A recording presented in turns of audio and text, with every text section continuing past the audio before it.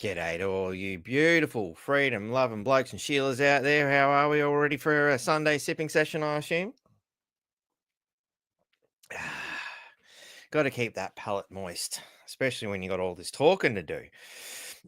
So, what's today's date? We are the 15th of June. We should probably start logging those sorts of things. I've never really cared much for it in the past, but I don't know. What do you reckon? Should we announce what the date is, like you don't know, or is it more for those who watch it later and go, oh, actually, this is the past? It's 2025, and I'm watching this from 2030, wondering where everything went wrong. Who knows what the future holds. But look, today, let's rip right into it, eh? We've got Jody Lowe on today, and we are going to have a bit of a yarn about the parade that is being set up. Now, for you who've been on the show many a time before, you've probably come to realise that, we've had Jackie Dundee on before, and this what we're about to discuss is very much pertaining to what we've discussed in the past in regards to, let me get these wordings right, the Solemn League and Covenant of the People of the Commonwealth of Australia. I'm assuming she hasn't changed the title, but let's bring Jody in. A bit slow on the count for people coming in today. Is there something wrong? Let me just check to make sure this is going to all the places it should be going before we go any further, ladies and gentlemen. I know there's a few people there, but not as many as normally would be, which is of a cause for concern. It says it's live there. Although now it doesn't. Oh, no, there it does. Yep, cool. Let me just make sure everything's doing what it should be doing.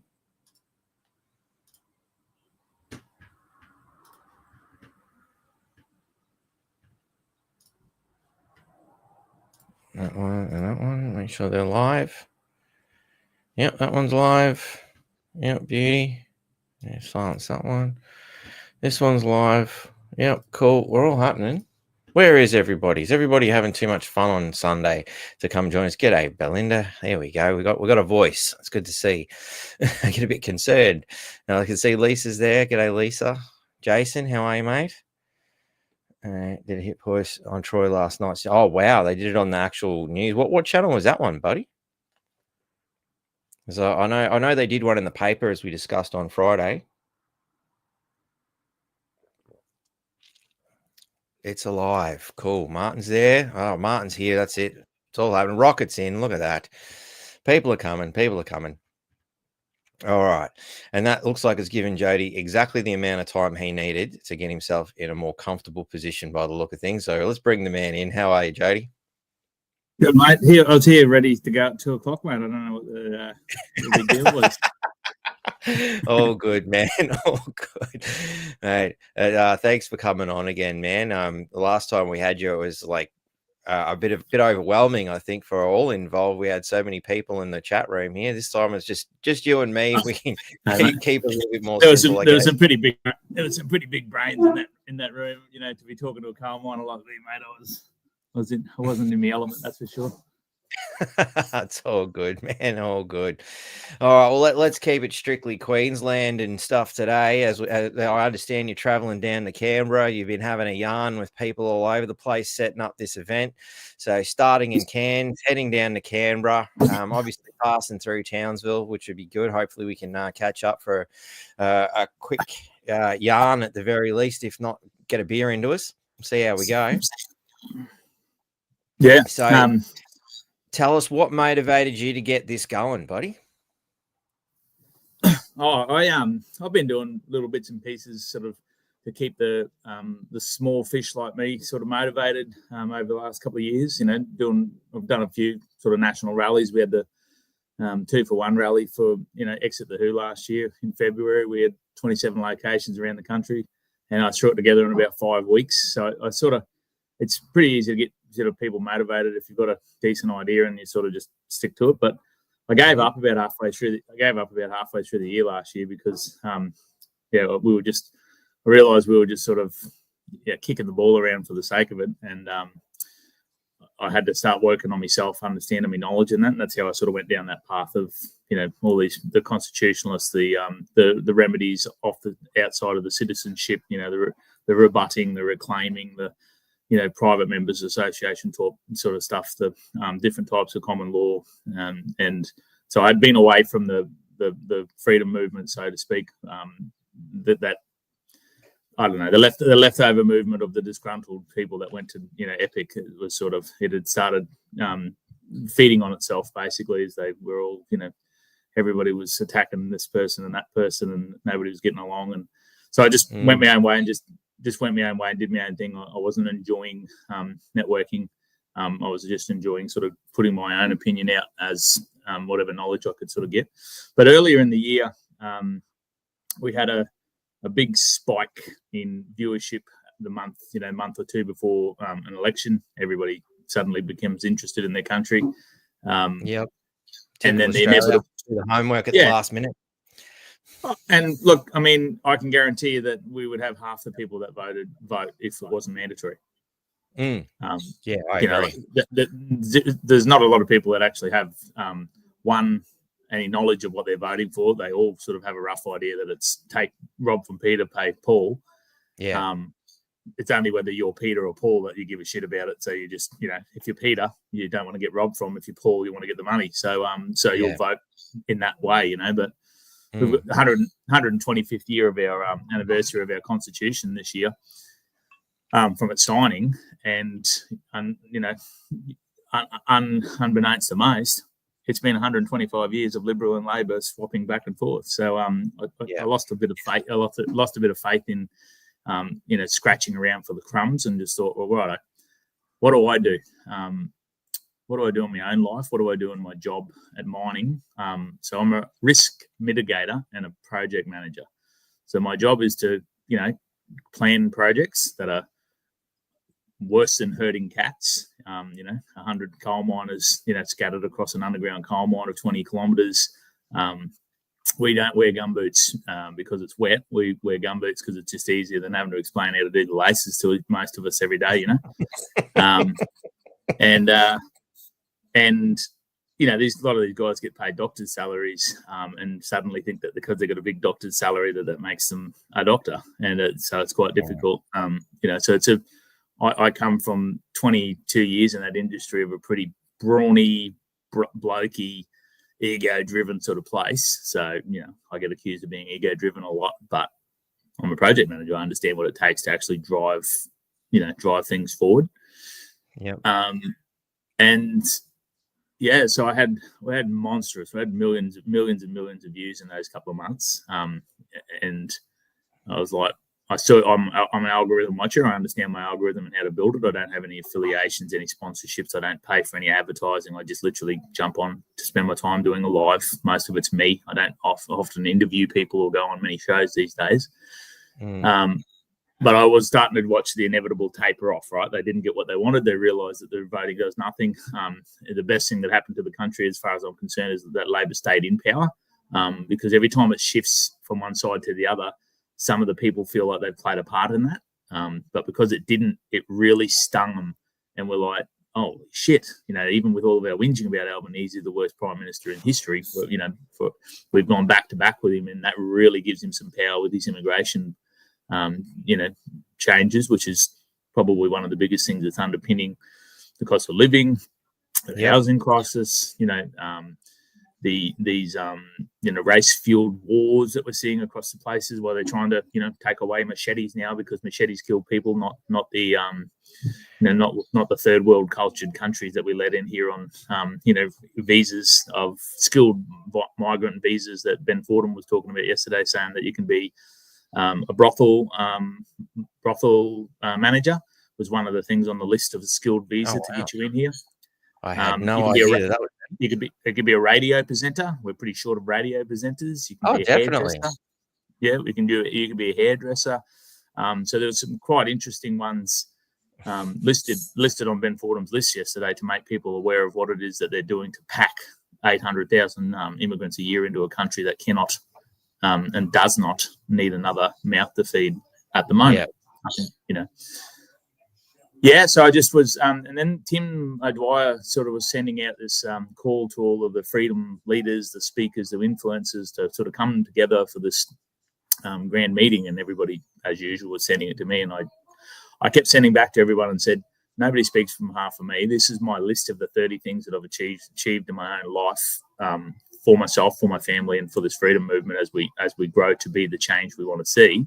I said, if someone wants to speak on my behalf or on the people's behalf, let it be known that they need to start showing that they walk their talk, because otherwise we've just got an echo chamber of people who scream at the mic. For the most part, get paid for their content. So I was like, tell me how you go with this list. Tell me, all the things that you've done to, like I was screaming people are spraying me with chemicals while I was drinking my beers. So I went, all right, well, I'm going to start try and make myself a little bit healthier, because I can't just blame people for poisoning me if my body's not working well. I was chock-a-block full of mercury and aluminium, so I got tested. I had to get some supplements. I had to take some toxicity out of my own life, take away. Would you say that was a result of like the career that you've had that's brought that heavy metal element into it? It's obviously not too much Iron Maiden or Metallica in your diet, but where do you think that's coming from? Oh well, I mean the standard patent for stratospheric aerosol injection for geoengineering has pretty much all of the things that you'll find are heavy and high dose in your blood. So any naturopath test will do I did a hair test, because the hair is the best way to test what's been in your body most recently.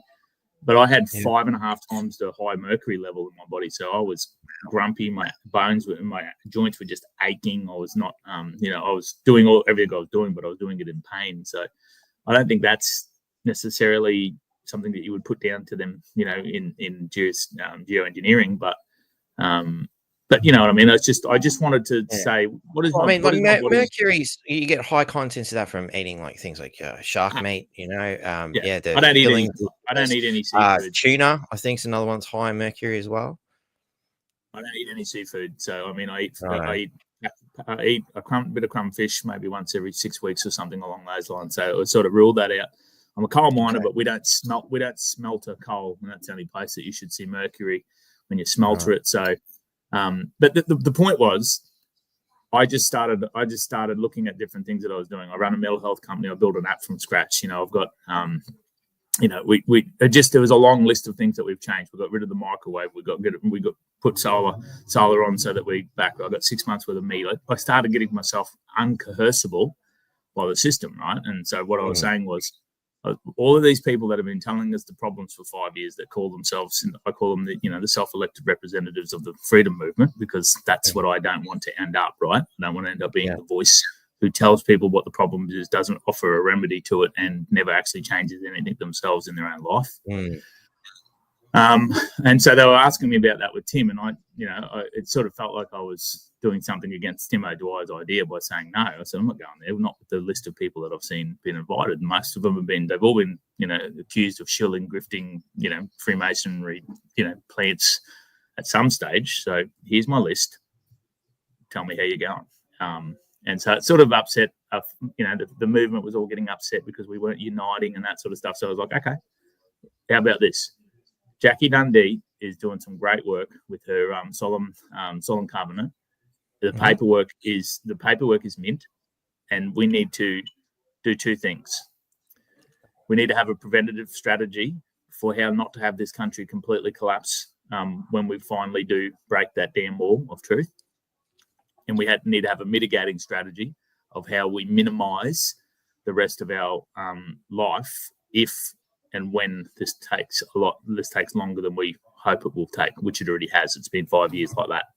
And some people have been doing this for 10 years and 15 years, right? 20 years. Like, can't imagine being them without the power of the internet to at least make your time feel, well spent. I started 5 years ago. I remember 5 years ago saying to my wife, holy crap, have a look at this.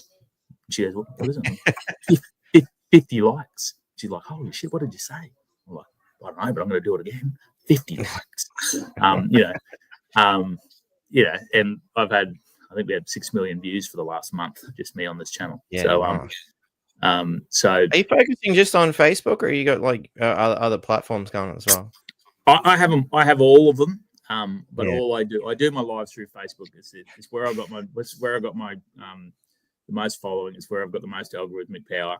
And then I just upload my video after I've done it on there because it's the easiest one to get it off. Takes 5 seconds, and then I just upload it to BitChute, YouTube, Rumble, Telegram, TikTok, and they've all got like 200 or 300.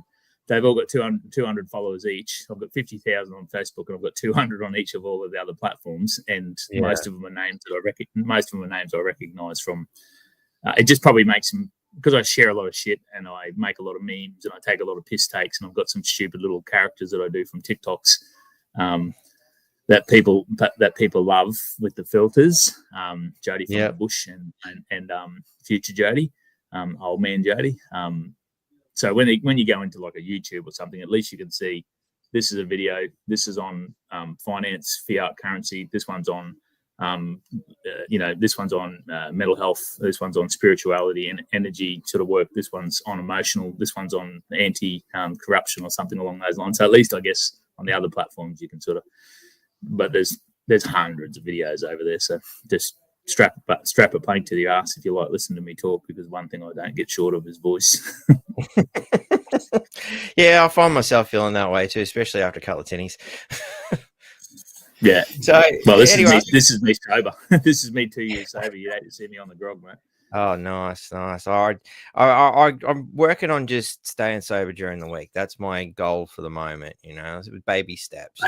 Baby steps, mate. Baby steps. Yeah. So it's not the first addiction I've picked, but it's what I said. What I say to people is, I don't care what the escapism is. I only ask that you ask, what is your body trying to escape by having it? That's it, right? Yeah. So there'll always be a tool to escape, but what is the body trying to escape by asking for it? Or are we just misconstruing the true message? My body says, I'm tired, I need rest, I need water. And we say, let's have a few beers to keep ourselves awake and so that we can get through this life. Yes. So thanks for your opinion, body, but you don't know shit, because I've got beer and I can get through anything.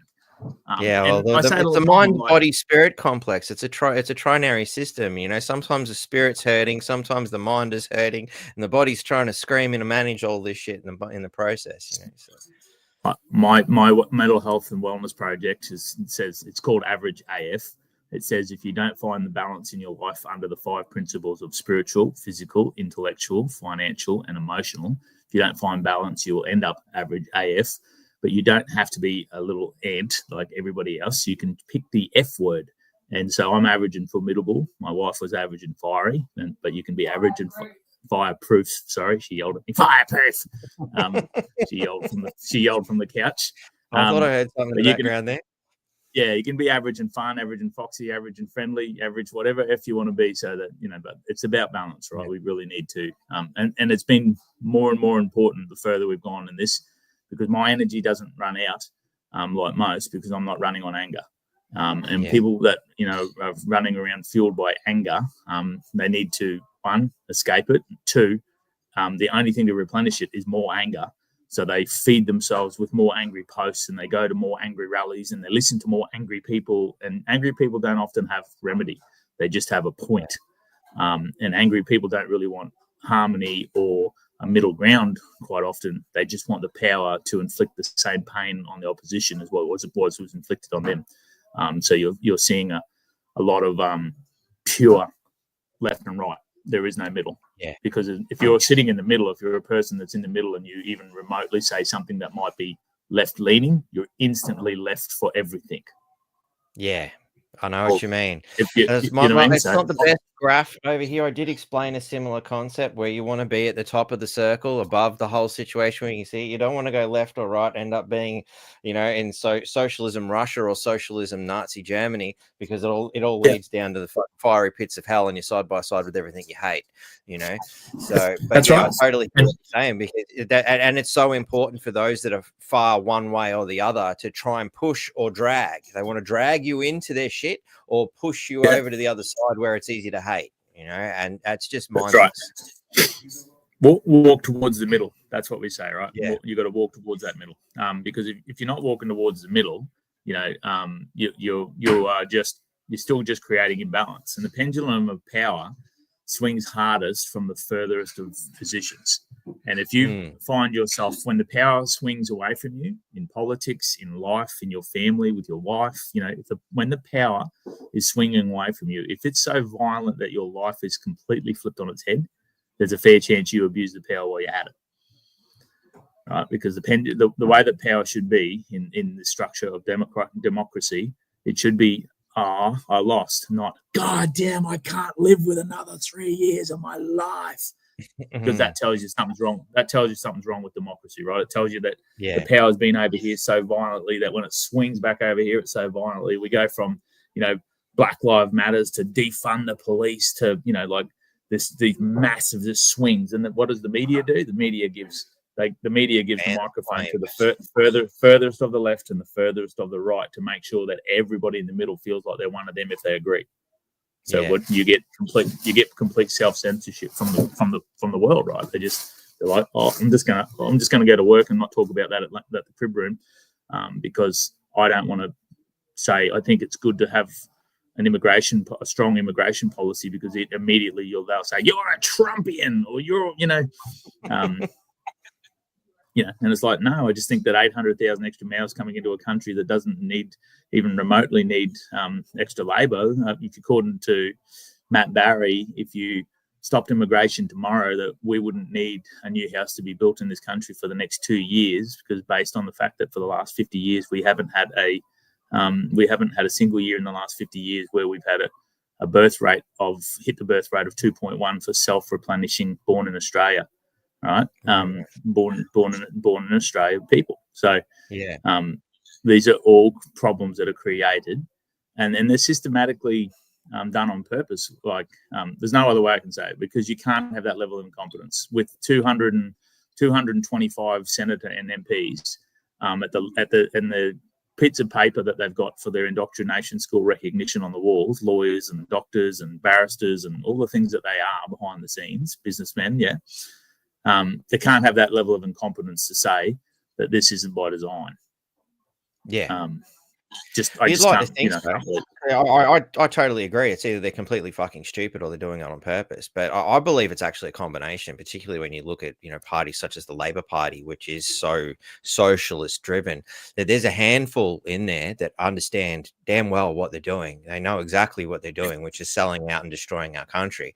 And the rest of them are just kind of going along with it because it's a great paycheck. And as long as I don't open my mouth and say too much about it and just go with the flow, it's a nice cruisy ride for me, Well, just don't it's think. that's what I say to them. I'm like, guys, this is popular politics, right? And if you're involved in popular politics, so popular politics to me means that you just say what you want, you say what you need to say to get the likes and the support of your little niche, right? To get the vote that you need, right? I don't want anything to do with popular politics. Politicians were put there by our constitution. They were empowered by the people, we the people of the Commonwealth, to give them the right to govern on our behalf those matters in which we don't want anything to do with, right? The day-to-days. I don't want to get a phone call every day from the council saying, hey, can you sign your 126 million check to approve the potholes that we're going to fill on the roads? Maybe I miss those emails because they're certainly not filling the potholes, but do you know what I mean? It's like that's the power that we gave to them to manage the affairs of our country based on the guidelines or the standard operating procedure of our constitution.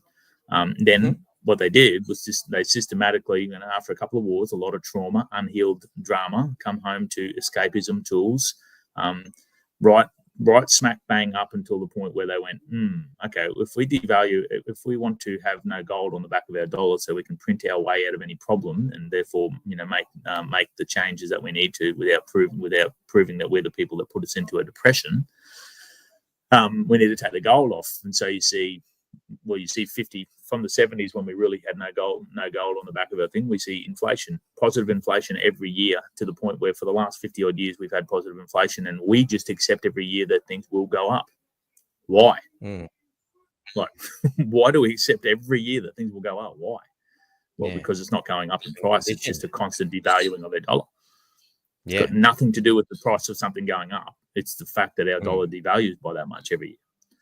And so they were like, well, if we're going to do capitalism thing, and we've got to have that price go up of the houses, because everything that's going to go up that builds a house has got to go up as well to have this model continue to just go up.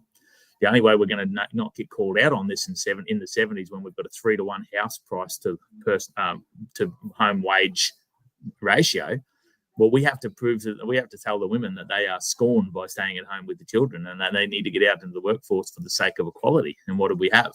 We have 2 wages now on that path to trajectory of $100,000, $200,000, $400,000, $800,000 house. And here we sit 50 years later with mum and dad, bent over the barrel, working full time. No one there to care for the kids. That's right. Either the kids are staying home on their own, or they're dropping them off at some sort of pre-care.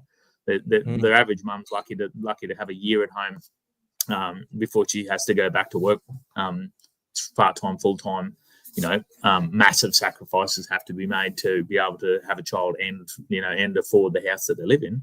And usually the house has got to get bigger, the car's got to get bigger, the stuff that you need's got to get bigger. So there's a lot more consumerism that goes into having a baby than just that. But they get themselves into debt because they need to buy all the things that they do. So the debt goes up, the work hours go down, the sleep goes down, and then the food eventually goes down too. The quality of the food for the children undoubtedly goes down, because you don't have time to make a big home cooked meal.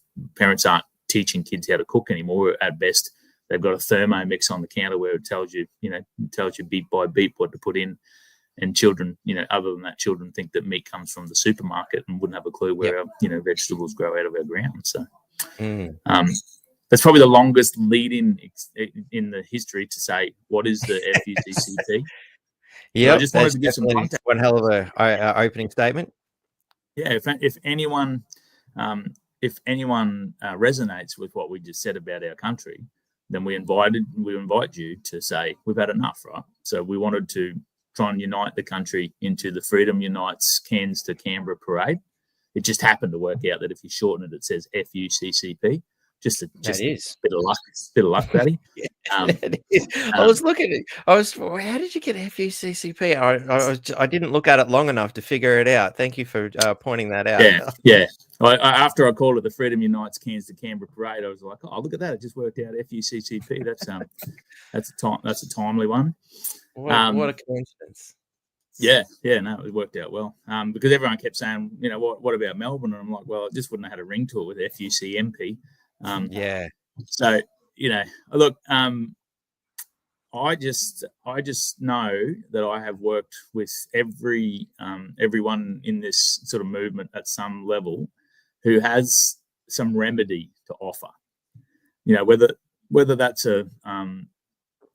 a WA common law sheriff type thing, whether it's an executive orders, whether it's a PMA from Zev from Warriors at Law, whether it's a program through the Living Council, whether it's a TASA rebuttal process paperwork, whether it's a Know Your Rights group, a Commonwealth Constitution type set up through the people that are out there.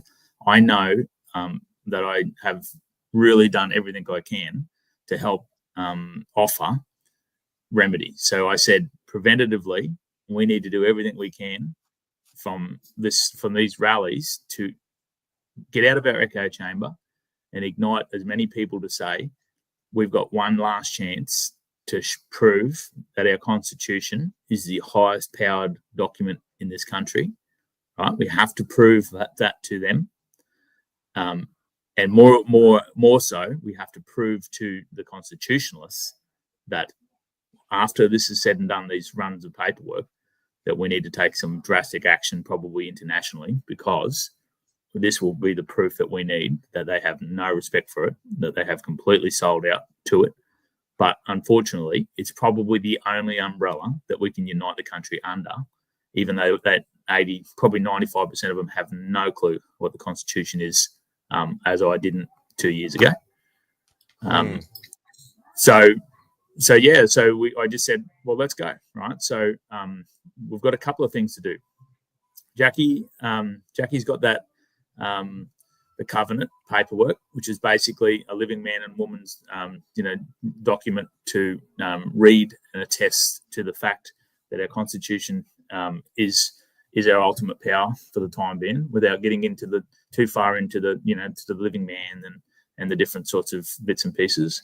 Now, Jackie has had some very serious people make sure that this is quantum grammar and all of that is correct. So you will find what you would consider spelling mistakes in there. Please know that that's just either Old English, Old Latin, or probably French from a Magna Carta. This is a draft that I've got here. I haven't actually. I have to have a yarn with Jackie about getting the actual final product, because when I had her on, she get presented this as a draft. So this is the copy I have. So I believe it did have a few typos in there. But anyway. there's things like the word wheel in there, which is WEAL, and people have been sending it to me saying, it's the wrong one.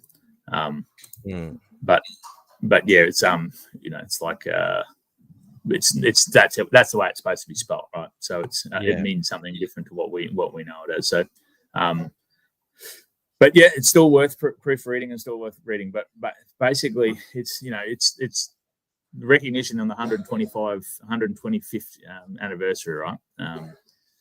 I will definitely hook that document into the chat after this. I'm just a little bit cautious about spending too much time sort of playing around trying to click on things without knocking myself out.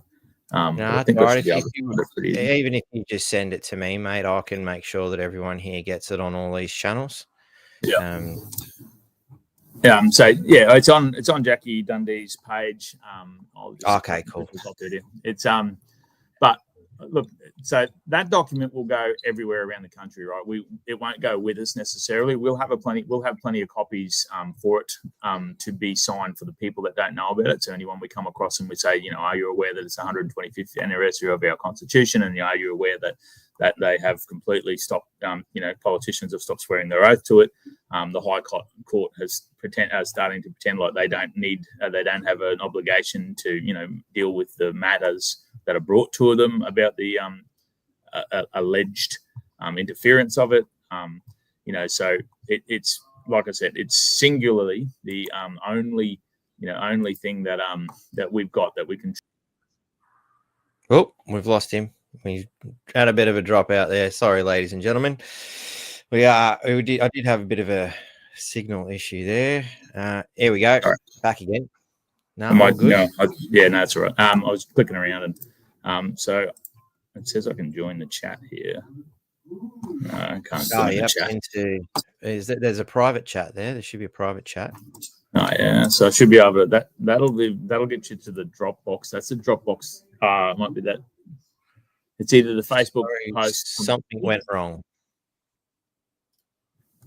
Didn't like it. Oh, I see why. Yeah. Okay. Cool. Computer glitch. So that's. Do you want to put it in there again, or is it? It's all right. I realised what happened.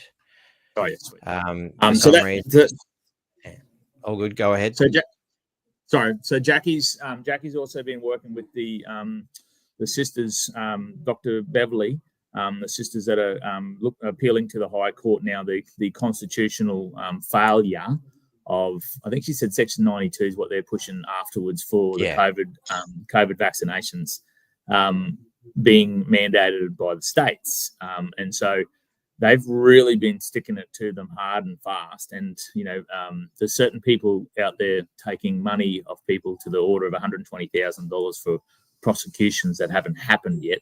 And yet these ladies are $60,000 in the hole for their High Court case against the federal government for the vaccinations. And this will, if heard and won, will stop them being able to ever do it again, and we'll be able to bring the evidence forth of Section 44, which will prove that the World Health Organization's Pandemic Preparedness Treaty, the International Health Regulation changes in July, can be thrown in the bin.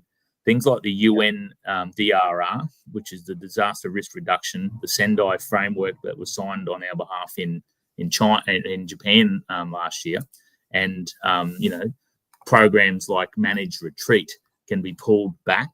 The WHO collaborating centres, there's 46 of them operating around our country hand in hand with our medical establishments. So there's one that works in parallel with our TGA. So not surprisingly, our Therapeutic Goods Association, who failed us miserably during the COVID scamdemic has also got a good strong tie to the World Health Organization, who is helping manufacture the new legislation from the Pandemic Preparedness and the International Health Regulations. So it's really terrifying stuff.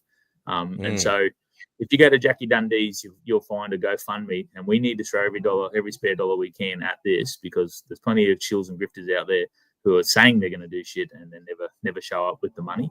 But these Jackie and these doctors are in the court and need the money, right? Yeah. Now, I don't usually ever call for money on someone else's behalf, but if we are to believe in one more chance, one more time, one more push between Tim O'Dwyer's paperwork through the whistleblowers grand jury. I just had the corruption whistleblower Donna and Pete on a couple of hours ago. If this is our last real push at proving that the Constitution still has some validity and that we, the people, still have the power, we need to do it in this year of the 125th year anniversary. Yeah. If not during the entire rally, we're going to be handing out all of the information, all of the paperwork, and all of the remedies for how to reclaim your security, reclaim your sovereignty, to stand in your power, and probably have to go back to some older times before 1901, because the fact of the matter is we've been usurped. And all the way along this, the corruption has slowly but surely chipped away at the fabric of what it is for we the people to have, to given rise to this bunch of treasonous pigs who have gotten very, very fat at the trough. While we've seen exponential rises in our cost of living for starters. So basically, FUCCP is Cairns will come down.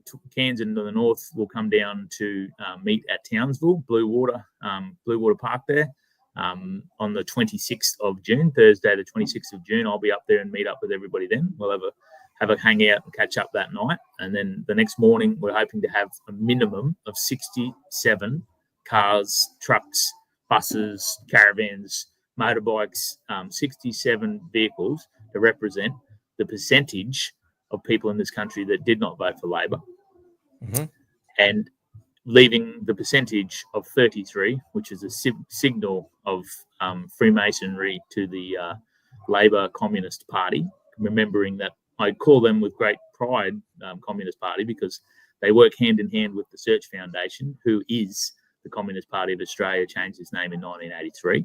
The Search Foundation was wholly and totally in control of the rollout of Thomas Mayo's, voice referenda. And he openly thanked them for it. And the $400 to $500 million that got bipartisan agreement to be spent when they changed the Referendum Mechanisms Act in the February of the year that they did it, which would have had them only be able to spend about $2 million on propaganda, and instead spent $400 million, including people like Alan Joyce, who was under investigation for COVID treatment, for fraudulent ticket prices, and for breaking human rights of his workforce by putting yeses on the side of his planes, therefore making every person who would think differently that worked for him unable to voice their opinion at work, because if they did, they would be going directly against the company's charter. And the percentage of people, the percentage of that company that is now owned by the BlackRock, Vanguard, State Street consortiums in the background would genuinely shock people when they say Qantas is Australian. Yeah. And the only reason it's amazing how many people have never even heard of BlackRock and Vanguard, though. That's the other really disturbing thing too. As it's been stated to me by many people over the years, the Australian people are most assuredly mushrooms living in the dark and fed on bullshit. Yes. And boy, have we grown. Well, that's the good thing. I always say, well, COVID, I think, was a really good thing in the sense that it's had a mass awakening effect. It certainly brought a lot more people to the party. It used to be once upon a time, I'd just be a random drunk me in a pub, finding some random dude and having this wonderful conversation. Oh, cool, I'm not alone, Wander back to your mates. What was that all about? Oh, I just found somebody who actually understands half the shit I talk about, when you guys just nod and smile. Yeah, and they're like, yeah, well, you missed 2 tries in the footy. And you're like, oh, okay, yeah, cool. Cool. That's great. It's good stuff. Yeah. Yeah. Look, don't get me wrong. I was a football player. I love me footy, all that sort of stuff, right? But sometimes Has you got no to. effect Sometimes on your life. Well, I stopped drinking 2 years ago, and I was sitting there watching the football for that end of that season without a beer, and I was sort of looking around like this, noticing that I was a bit more distracted. And my daughter would run past and would say, "What are you doing, sweetheart?" And she'd say, "Oh, I'm just playing on the scooter." And I'm like, "Oh, I might just come play with you." And she's like, "Okay," because she was the one that she was 5 then, and she was like, "Geez, Dad, you got 8 beers sitting down beside you, eh?" And I'm like, "Yeah." And I'm like, "Geez, that is a bit more than I used to have." I'm sitting there on my own. I've got no friends anymore. They all left me when I became a conspiracy theorist. So I'm sitting there on my own watching football, drinking, and I'm like, "Hang on, righto." So I won't do that, right? And so then all of a sudden the football didn't make sense to me. And then it was round 3 into the following year, and someone said, "Oh, your Melbourne Storm did all right last night." And I was like, I'm not much of a footy fan, never really have been since I was knee-eyed or a grasshopper. I got sick of the fact that I was just letting this game continuously control my happiness. Like, why should the outcome of this game determine whether I'm in a good mood or not? So I gave it the flick when I was about 10 years old, because I just come to that realization. But you've said something very interesting there. The footy suddenly didn't make any sense without alcohol. So do you reckon if I sit down and got pissed, I might be able to understand sport a bit better? Is that where we're going? Probably. Well, I was gambling on the games most of the time, first try scorer or winners or something, because that just made it a little bit better, right? Because I'd be working all day, and I just wanted to come inside, come and sit in my little man cave out there, just turn off my brain to the world, drink some alcohol. And I wasn't full-time invested. I had plenty of lives, I did plenty of videos and lives, but I wasn't learning. I wasn't actually learning anything. I was just repeating, right? And even though now I'm still just conduiting smart people's information if I say anything about the legislation, just like the other night when I talked about, the Act's interpretation, the Act's definition of Australia, Darren is instantly he's like, "You haven't read section 27 of it because you haven't read the whole thing." And I'm like, all right, bro, calm down. I get it. You're the man. You're the man, and I'm learning. But trust me, he's spent a long time learning this stuff. Like I was there with him in the early days when he was still nutting it out, and I was blown away back then, and I'm even more blown away now. Yeah, but this is the thing, right? It's if you don't find a way to balance, yourself spiritually, physically, intellectually, financially, and emotionally, you eventually something lacks.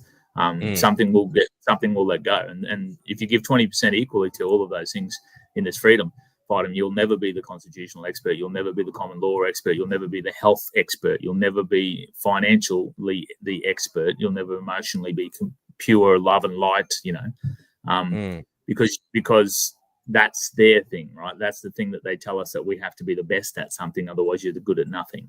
And that's them telling you that you've got to step on everybody to climb higher up the ladder to succeed. You've got to be smarter. You've got to have more certificates. You've got to have more training. And I'm like, I don't have a single certificate. I've never been trained in anything formally that I speak about. And I'm still just an idiot, but I am the epitome of the average Australian who is disgruntled to the point where allegedly 4 million people didn't take part in voting. Yeah. Do you believe that? Absolutely. Yeah. So you don't think that maybe some of the votes just disappeared, perhaps for convenience sake, that, it's all above board, and 1/4 of the population basically said, "Fuck you, we're not playing this game anymore"? Yeah, I don't think that the voting matters at all. I don't think it matters at any level. I don't think there's any of them sitting around. I mean, the testament for me is there's a huge big allegation going on that there's 2,000 votes found, and AEC is going to look into it. While all of these stories are breaking, the opposition leader loses his chair, stands down immediately, and just walks away from it. Right. Now I'm sort of thinking to myself, if I was truly fighting for the country as the opposition leader, and I'm in a battle that's now been said that there's some heaps of things that are going to possibly prove that there was election fraud, I'm probably not going away. You know what I mean? That's not me, is it? Is that me? Sorry, everybody's ringing me today. No, Heidi Ward was ringing me. I could hear the right. Hello, Heidi. I'm surprised she's not watching. Actually, I would have thought she'd be onto this one. Yeah. She I called. She's going in the car rally. Everyone's got a name of their car, and she didn't give me a name for her car, so I called it Miss, not Miss Ward. If you've heard that video where she's screaming at him, I am not Miss Heidi, I am Mrs. Heidi Ward. Capital H-E-I-E-I. She's a fiery one, eh? Yeah, good on her. She's good. Yeah, but that's what was I saying? Sorry. It's all right. I'm just texting her, letting her know. Jody's on my podcast if you want to talk to him. Well, I was doing my live before, and Jackie Dundee rang me, and I've got those auto messages, the reply, but I did it with me fat thumb because I was trying to do it quickly while people couldn't see that I was doing it, and I sent her. So when mates ring me, I always just press anti-wanker diversion button, and it says anti-wanker alarm, you have been diverted. That's what goes straight back to him, and I've sent that back to Jackie Dundee, and I don't know that well. So I'm trying. I hope she gets the joke. She goes, I think there's something wrong with your phone. It looked like it's sending me a message saying, piss off wanker or something.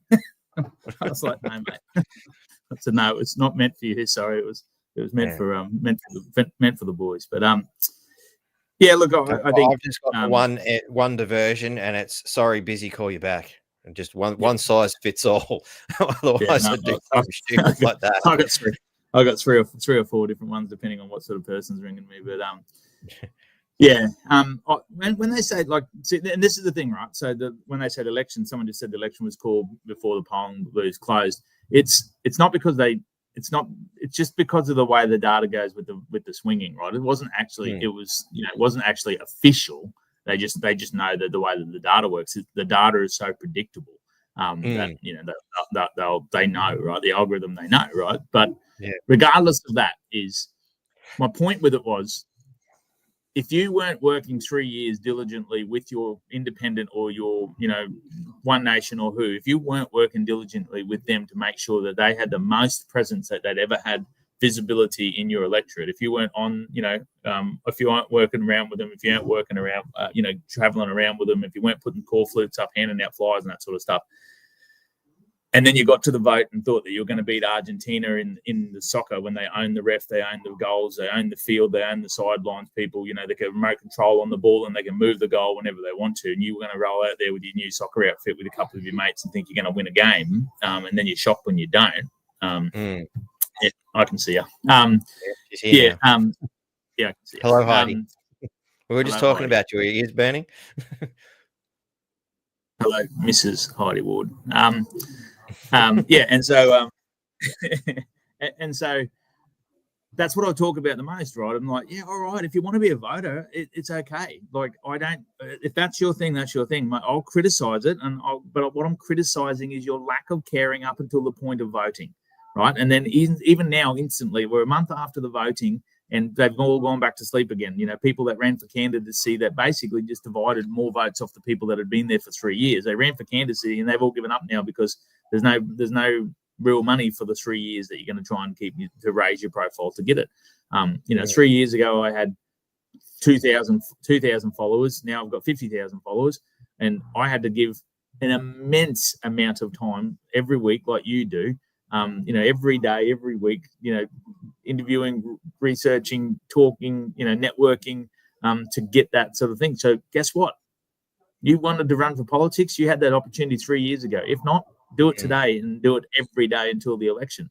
But otherwise, you need to be aware that I don't believe that there's any validity in signing. And the reason why, one big reason is it is not mandatory to vote. It is mandatory to attend. If it was mandatory to strike a formal vote, they would have a quick look over your paperwork as you were going out to make sure that it wasn't going to be an informal vote, because it would be mandatory to vote. It is not mandatory to vote. Once you are there, line up like a good little slave and tick your name off against your capitalized version of the straw man to say that you are there to represent your fictitious corporate entity who has an obligation to partake in the corporation's selection of the captain on the citizenship. Once you've done that, they don't give a shit what you do. No. You can draw a big fat dick on there for all they care, and they do not care. There is no punishment or penalty for drawing a penis on that paperwork and putting it in the box because they do not care. That's why I think to myself, if it was genuinely likely that they cared about your vote, that you would have to prove it's through some sort of technology these days that your vote was valid. Because otherwise, and that's a bit of a trick though, because then how are you supposed to say the voting is still, a private thing, and well, I can't think of the fucking. I know, but do I show my license to prove who I am when I go there? Well, they don't even do that. We don't know how many people have gone and multiple voted and all sorts of stuff like that. I mean, the system isn't far from perfect. That's for sure. I mean, I do believe there's been some amazing corrections done by Amy McGrath did some books on, the election fraud and all that, and that paved the way for election reform. And I know that One Nation has certainly put a lot of work into, putting forth recommendations. And I believe it was something to the effect of 7 or 8 out of 10 of the recommendations that One Nation put forth have been adopted, but they're not all of them have yet. Obviously, those are the loopholes that they don't want closed. Yeah. The entire system, they're not swearing an oath to the Constitution. They're all working under the Constitution that has deliberately removed the Queen, the reference to the Commonwealth. They know that the list is long. There doesn't seem to be a separation of powers between the legislature, the judiciary, and the executive. They are wielding it like a hot sword, and like a whip over a slave whenever they can. And so I just got to the point where I was just like, I'm just not convinced that this is going to ever make any change. 125 years of Liberal or Labor being in power, and I just don't see that we're going to do enough as a people to convince ourselves. And I, like I said, I think there'd be a lot more people that didn't vote if the option was there. Look at America's numbers, right? They're less than 50% of their people. Just about 50% of their people don't vote, right? So 13 odd million people in this country. Well, probably more like 10 million because of the youth. But the people who get off their bum to go and vote care enough to vote. Right. And that's probably the big difference, is that you actually get a real reflection of the 50% of the country that got off their bum to go and vote. They actually care. Whereas you have no idea. We have no real idea whether anybody actually cares about the outcome of the voting in this country. Whether they might be, all 20 million of them might be completely disheartened and think nobody cares on either side of the ledger. They just don't want the trouble of getting a fine. Yeah. And who can afford a fine these days? Everybody's tired of it. The fine and the harassment. I mean, the first thing they did to me for the Queensland election, when they alleged that I didn't vote in that election, was they sent me an offer to contract with them, saying that they believed that I didn't vote in the Queensland election. And I was like, mate, there's so much voting going on these days. I said, he who makes a claim provides the evidence. Surely you must have a list of something that has not got my name struck off, because I can't tell you whether I did or I didn't. So could you please provide the evidence? And they sent back and said, oh, no, we don't have to do any of that stuff. The fine's now doubled from 80 to 160 because we were nice people and we halved it for you to pay it quickly, And we sent back, so we just sent a notice of objection. Like, no, we won't be partaking in contracting with you until you provide the evidence that I didn't. I said, because between CWAs, bloody councils, federal memberships, bloody, work things, I can never remember what I've been at to and voting or whatever. So I could have had COVID that day, mate, But last time I did it, and it was to test the theory, was how does this system work? What if I don't vote? Fuck it, it's that long ago now. Good luck to them. I'm sure it's past that whatever point of no return. Where I didn't vote, I get a letter in the mail, apparent notice of failure to vote. So I'm like, okay, so apparently I didn't vote. You don't actually know, right? Cool. So I'll write you a letter saying, how dare you lose my vote? What the fuck are you going to do? What kind of investigation are you going to conduct into the loss of my vote? I voted at this particular, via mail. I dropped it in this mailbox at this place on this day and this time. You know, I've documented it all. Can you please provide proof at what point from the mailbox to your counting facility and the various places it could have gotten lost that you've checked to make sure my vote wasn't dropped somewhere? They come back with and how many other votes? Yeah. And how many other votes were lost? Oh, This could be it was a page and a half of abuse. I just wrote this amazing story. It was mostly for my own amusement because I know they don't give a shit. But at the end of the day, I got back with, don't worry, no further action will be taken. Yeah, but again, because like I said, because attendance is mandatory, not voting. They don't care. They don't care. And even then, like I said, vote's an easy one because, like, I mean, did the mailman drop it when he was picking up the bag? Did it slide down? Did it not go into the bag and slide down the side? Did it get dropped in the truck? Did it get dropped in the first counting room, the second one, the third, or the fourth? You know, how many places has that vote traveled before it finally gets there? And how many hands have had a hand in potentially losing it? It's nice and easy. Well, that's Malcolm Roberts answered me the other day, and he was, on a bit of a rant because he knows that I've been giving him and Pauline a fair. I gave him a fair slagging for rehiring that wife basher that had been in jail for a couple of years, and for wearing an Israeli scarf into Parliament and then abstaining to vote in hate speech. Which is number one and two on the Australian Federal Police list of things that they've got to sort out in our country is hate speech and anti-Semitism. So, but that, he was sort of replying in the words of that we're all crazy, and we're the reason that democracy is failing for people that allegedly aren't voting. And I'm like, what a load of rubbish, mate. I said, I don't see how voting or not, mate. Like, you've never even got close. I mean, it's just got beyond a joke. That how corrupt the two-party preferred system is. The parties don't exist in our constitution. The Prime Minister's position doesn't exist in our constitution. Like, what are we talking about? You know what I mean? Like, why do we need this constant oversight? Well, it's because of the fact that we're in a nanny state, and people just can't possibly think. What could we do without being told what to do? And I spent a lot of time at work. That was what I used to do at work, try and change the culture of a workforce by teaching them that reaction is the first thing that starts to happen when a lot of things fall, right? So reaction, the first thing that in a culture, this is the most amount of incidents up there. So way up here, lots of incidents, lots of interactions going wrong. So you can bring the incidents down by police, right? And so the incidents and the impact of the country comes down by more policing. So police everything, more policing, right?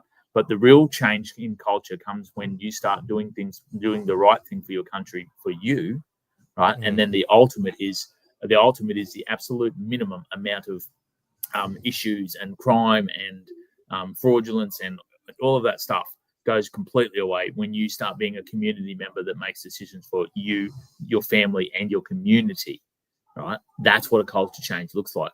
At the police level is never good for the people because it only proves that they can just swing in and out of the most amount of, and they rely on the police. Everybody believes that this town of 14,000 people in here, that if there was no police tomorrow, that it would just be wild west. Possibly they're right, but that's because we only believe that the risk of driving at 140 k's down the road, the risk is getting caught by the police. No, the risk is having an accident and killing a family because you haven't been able to successfully pull your vehicle up in time when an interaction happens that you would have been able to at 100. That's the mentality of the world, is that the risk of not wearing your seatbelt, the risk of using your mobile phone, the risk of speeding is the police capturing me and taking my license. No. The risk is killing yourself or killing other people. The consequence of partaking in pre-crime is now the police have the power to fine you for something that doesn't have a victim. Yeah. which takes the entire thing away from criminality, right? Because there's just billions of dollars worth of money getting paid for things that never happened. And we allow it. They were bragging in town here that, the local people were bragging about the police pulling us over, doing safety checks on our cars. And I was like, how about you do a safety check on the fucking road that kills our cars? Yeah, you know what I mean? exactly. Like our cars, Well, our cars are getting destroyed. yeah, if only they cared about our safety that much to actually make sure the roads were functional. And we can thank mostly local councils and for not doing their job. It is their job to do these things. They get money from state government to fix the roads, and they don't do it. Instead of funneling it off into stupid greeny fucking UN programs. Correct. And yeah, when people actually start to read things like the Sendai framework in that UNDRA that I mentioned before, when they start to see the possibilities that their country or their home can be taken off them like that, because it's written quite clearly in there that on the basis of the disaster risk reduction plan that they do, so they'll be doing risk man. So a great example is Gladstone up the road from me. I got a hold of theirs. The other day. In mining or in any form of workplace health and safety, you can do a risk assessment, which is consequence and likelihood, other way around, consequence and likelihood, and you can't start a job if it's in the red, right? If you've identified that the risk is out of control and in the red. So your job is to make the risk as low as reasonably achievable with the tools that you've got in the legislation, administrative engineering, substitution, right? The model for reduction of risk. And in the Gladstone risk assessment for climate risk disasters, right, there is 4 things that they've identified as red, which means that you've either had 3 things, it's happened 3 times in 1 year or once every year for the last 5 years.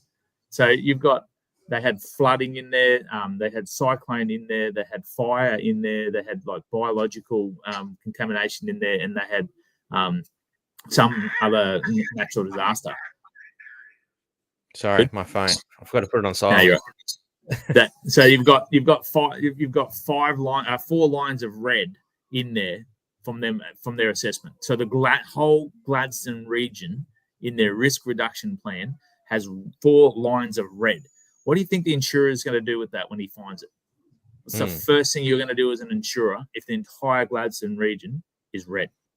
Yeah, they're going to say, well, in the framework of the Sendai framework, you read it, and it says that you have to that you are uninsurable, and therefore you are a burden on the entire Australian underwriters. So you can't be insured anymore. So it's terrifying. Heidi, this is my show. You want to make the show? Get on. Send her a link. She sent me this. Sorry, I just got to get that right. Everything's backwards.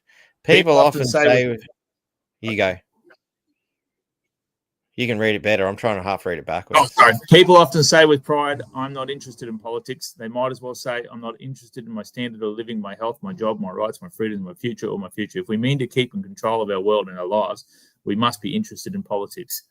Yes, correct. Because for the first COVID was the first time. COVID was the first time in my life that I realised that they had an opportunity to severely impact my ability to live my self-governing, self-accountable life that I had been living previously.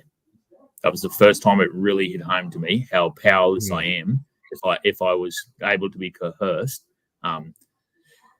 If I was able to be coerced by saying you can't go to work anymore, and I had to actually think about it. I didn't. I said, fine, go.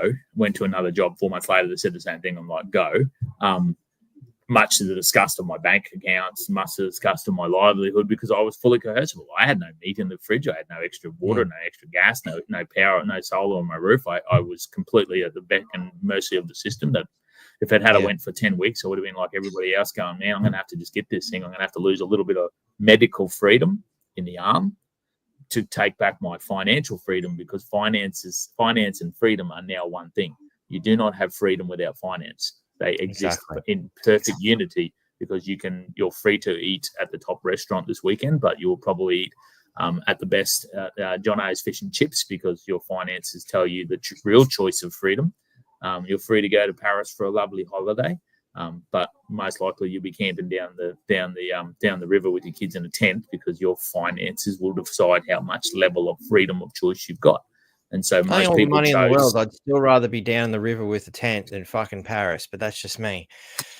Absolutely, but you understand the choice. You understand the choice. The choice scenario. That's what it is. So this FUCCP is designed to unite everybody from all factions, preventatively and mitigatingly. So for all the people that are out there trying to prevent the failure of our country through constitution, fantastic. Love your work. Very interesting. I'm enjoying it. For all the people like Heidi, for all the people like Melissa Werner, who's not someone that anybody would know the name of, but she's a young lady that went on her own the other day to fight against the council for some issues that she had with her property. And so she stopped paying their rates and told them to get stuffed until you can tell me why you can sort this out. They gave her a bit of a hiding. She walked out with a couple of extra $100 worth of costs, and she rang me, and I said, righto. So I said, play it back in my head. I don't know, but I'm a good sounding board, right? I've got no idea. Wayne Glue can't beat them, so why would I think that I could on the sections of the legislation that she was in there with? So I just played it back to her, and she was like, holy shit. Straight away, we were like, well, there's some mistakes for you straight off the bat. She's like, God damn it, righto. She said, I'm paying, and then I'm going again, just like Heidi said the other day. She said, if I lose, I can just get going and go again. And I'm like, that's the level, right? That that's the people that you want to work with. They're the people like Jackie Dundee and these doctors that are in there at the moment, trying to get their cases heard in the High Court to on behalf of all of Australians. And that's why I said, put some money towards it. Put everything you got towards it, because how much money did you lose during COVID? If you didn't lose it by losing your job, or if you didn't lose it by not working as often, you certainly lost it in the devaluation of your dollar. That your dollar would probably be worth half of what it was worth in the bank. And people don't understand fiat currency, so they see 10 grand in the bank, and the government comes and says, hey, if you give us $3 grand of your money out of the bank, everything at the supermarket will stay the same price. And they're like, get stuff, mate. We're not giving you any money. Okay. Well, we're just going to make sure that everything's so dear that your 10 grand in the bank now only buys $6,000 worth what it bought yesterday. But exactly, we don't understand that, because we just see that $10,000 and still think we've got $10,000. I'm safe, I'm secure, and I'm like, no, you're not. Your dollar's getting devalued. Gold didn't go up in value. There is a little bit more demand on it at the moment as people see the crash coming, and so they're buying it up, which is making it go exponentially over the last couple of months. But reality was before COVID, gold doubled in price. Yeah, it's incrementally going up in value because they printed. America had from when they first took the gold off the back of their currency and started printing their money off sweat equity backing it. They printed from that point up to 2021. Let's say it was 10 trillion. And then from 2021 to 2023, they printed another 10 trillion. So they doubled the amount of money that they printed in the space of 2 years. And we wonder why we have close to, hyperinflation situations where, you've got Albo in our country running around waiting until the quarter. He can afford one negative quarter of growth, because 2 in a row is recession by definition. So he waits until the second quarter comes around, and then he smashes in a shitload of jobs in the public service sector, opening up all of these emergency Medicare clinics that he's bragging about at the moment. And we're like, mate, really? You really think that it's something to brag about, that your people are so sick in this country that they need emergency medical medical attention more often? Like, it sounds like a safe and effective lie to me, my friend. But we've got to be careful what we say about it, because your Penny Wong will show up and tie you to a barrel and peg you with the CCP, kicking your door down. So or as we call them in this country, the union. But that's the point. So I just sort of went, look, I really don't care anymore about the he said, she said of it all. I know that there's enough good people out there that are sick of it. I know that there's enough people that are now aware that voting didn't work out well. I think there's enough people to get activated. The goal is to have 67 cars on the road from Cairns down to kickoffs really officially Townsville, just to try and filter all that top end in, so we don't have to drive all the way up and then come all the way down. The Townsville to Toowoomba, we've got there's all of the flyers and everything that we had up there is in the FUCCP group on Facebook. All the information is there. Donation, every location that we stop for lunch or dinner for camping has got a donation spot with individual people looking after each one. But it's all been booked. The camping's been booked. The food's been booked. The only thing that hasn't been booked is Canberra.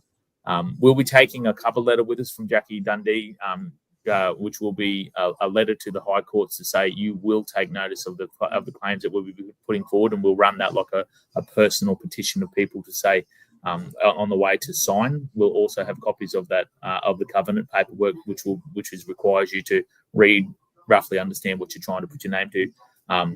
Signature on it with two witnesses, and they'll be sent back to Jackie to collate, to eventually send out to all of the heads. It'll be similar to, I guess it's similar to the rebuttal process that you see on a lot of these land jurisdiction, land and soil jurisdiction, reclaiming of their rights, because it will be sent to everybody to notify them, that principal to agent type relationship. And then on the way down, like I said, we'll be stopping in at every small town. So the goal would be, if we had 60 people leave from Townsville, the first 20, I'll say, just say 1, 2, 3, 1, 2, 3. All the ones, can you please stop at Air and just hand out a bit of paperwork and have some conversations, have a stretch your legs, drink coffee break or whatever, but give some paperwork out, get some signatures. All the number 2s pull up at all the number 2s please pull up at Bowen, do the same thing for 15 minutes. All the number 3s pull up at Proserpine, and that will give all enough time to just travel along in convoy, but not up each other's ass. A good enough break. Go through the town with all of our decorated cars. Go through the town of Mackay, and then go out to Serena to have lunch. From Serena, we'll go do the same thing down the coast to Rockhampton. So just north of Rockhampton, we'll stop at the caves, and we'll have a great catch up with everybody there. Some pizza and a fire and a good overnight. Get up early on Saturday morning and continue down to stop at Gin for a driver reviver for safety. On to Gympie for a good lunch for an hour and a half. Through to Toowoomba. So we'll be pulling up at the Laidley Showgrounds there to camp the night. So the wonderful people from Toowoomba, the Toowoomba area of Tassa people, will be helping us with all the food and putting a show on. Some of the My Place people will be helping us with Gympie. The Tassa people are helping us with Rockhampton. And that's when it'll stop. We'll stop there. We're trying to make sure that everybody's able to do it Friday to Sunday without losing too much time at work. We understand that there's some people, but we know that the kids, if you want to bring the kids with you for a bit of a drive, it's great. Get them involved and let them know what's going on. We'll try not to have too many big speeches and all that sort of bullshit. We certainly won't have any politicians speaking on the way, because the future is us, not them. And then the following week on Friday, the 4th of July, we will kick off one from the Plainlands Mobile on the Warrego Highway out towards Toowoomba. That'll be one meeting point. Now there's the second bit of a run going sort of down past the Gold Coast there for those people that don't want to have to come 2.5 hours back up and around to do the lap. So they're trying to work themselves out. I've got it on there as an alternate route, but I've just stayed away from it until it gets its own legs. But there's already sort of 10 people collaborating to go from the Gold Coast back down to Singleton. But the normal route will go to Armidale for lunch, stopping in at little towns, and go to Armidale for lunch. The Tassa and one of the Hoodies Heroes people down there were helping get the venue and put the lunch on for us. Through Tamworth down to Singleton. We'll be staying at the Singleton Showgrounds, and snacks will be put on at the Cully Hotel on the Friday night on the 4th. Hopefully, we are enforcing a designated driver be fit for duty at 7 a.m. the following morning to get up and go. We do not want people being a cheap shot for the police, breathing us on the other side of Singleton and making the whole movement look like idiots because we couldn't control ourselves for the sake of our country. Enjoy it, have fun, but there'll be that much. I'd say there'll be that much love and laughter there that you would barely not need to get blind. And so on from Singleton through the Central Coast. So we'll do the same thing. We'll ask for 1, 2, 3s and get people to stop in through the Central Coast areas, ducking in and out of those townships along the way there as we go as we wander down to Pheasant's Nest. Now that's only a 277k run from Singleton to Pheasant's Nest. So there's plenty of time for stopping and interaction because there's so many little places that we can pull up. So feel free, if your Freedom Friday group, wants to jump in, drive up to Singleton and then come back and lead a few of the cohorts into your area to make sure that your people see the rally in some form. Otherwise, jump in your car and come for a drive with us down to Pheasant's Nest and pull up there. Again, paperwork, food, sharing and caring. Love hearts, handshakes and hugs. And then I didn't really want to. Like, I'm not a big fan of going to Canberra. I have no real interest in going to Canberra because I just think that's their place. It's a cesspool, and until it's emptied out, I just don't like the energy of the place. I went there last year, not keen to go back, but a lot of people feel that it's time to sort of go back in some numbers for a bit of an epic 2.0. So I've made it, the rally goes and finishes at Canberra. That's purely because as well on the week before, there's a contingent from South Australia coming over to meet up with them. So they'll meet everybody there on the 5th. They'll meet them at Canberra. We've got plenty of people from New South Wales and from Melbourne, Victoria areas looking to collaborate. So they're sort of trying to work together at the moment to streamline up into meeting the rest of the movement at Canberra on the 5th. There's not a lot. There's no parliament on that day. There's no on that weekend. There's no real big thing. But all that paperwork from that will be collaborated and sent back to Jackie will be all put together and served to all of the politicians, all of the generals, all of the people in power that are part of the treason system, to put them on notice that we the people are awake and aware of what the situation is, and they've got this as their last chance to stop themselves claiming. To stop themselves claiming that they didn't know. Oh, wasn't. Oh, right. Thank you for this letter. Otherwise, I wouldn't have realised that we were doing what we were doing. So thank you for pointing it out. I'll back my way out of this as quickly as I can so that I don't end up in the same cell as Albanese will when we prove this sort of stuff. But the goal is to reunite a fire in the people that have been fighting for 5 years. And I can tell you now that 5 years, 10 years, all that sort of stuff, that the fear holds a lot of people back. Because they've heard and seen, the rubber bullets, or the LRADs, the victimization, the roadside, peppering people, the pepper spraying of people, so I understand. I live out here in the bush. I don't have to see these people all day, every day. I get it. But if not you, who? And if not now, when? You let me know. Because we have not got long until 2030, and we will not see 2028 if they continue to go with the way that they're going, with wars and issues around the world. We need to reclaim our country, the control of it. We need to stop sending all of our gas overseas to Japan and places like that, where they not only use all their gas for free, they have enough left over to sell it for profit.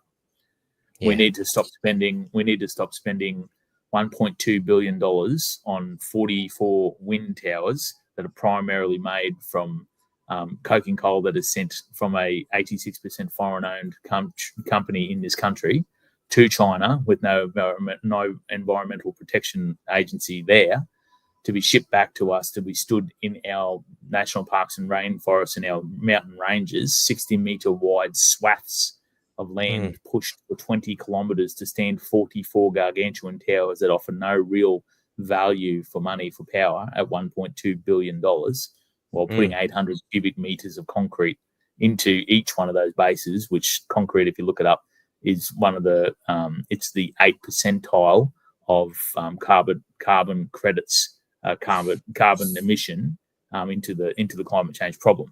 So it's unbelievable.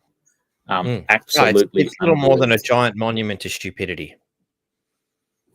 I've never seen anything like it that people would. But this is what the thing is, that 70% of our country live in the cities, and for the most part, they can barely see the sky or a star in it. For the towers and the office buildings that they work in all day, and they are so disconnected from the land, from the ground, from the soil, that they wouldn't be able to tell the shift that's happening in this planet anyway, just because of the pure nature of being completely disconnected from it energetically. Wholeheartedly agree. I've resided in those places, and I certainly didn't enjoy it. And on that spiritual level, I certainly felt the cold of the concrete. Yeah. You know? It's just, And- cities are and the horrible more- places. I don't like them. And I think the more their heart yearns for connection, the more they interpret it as needing external gratification for all that they do. So the consumerism is tenfold. Their empathy is nearly zero. Their selfish tendencies are run high, and their gratitude, the delayed gratification doesn't exist, because I literally went into a shop the other day and I can afterpay a donut. The fuck, why would I need to afterpay a donut? You know what I mean? But that's what it is, right? It's a world of snares and traps to make sure that you are constantly behind the eight ball and spending your money before you've even earned it, and presuming that you can, because time is one of the only currencies that we do not have a bank account details for, and we spend it frivolously without ever really knowing how much we've got left. And yep, you might not have to pay the debt tomorrow if you're dead, but your family will. And so I say to the men and the women, but mostly the men because I am one, I ask them, are you protecting your family or providing for them? Because there's a big difference. Because providing for them is just something that you're doing today to provide the food for today, but protecting them is something that's securing their future, that should you not be in it.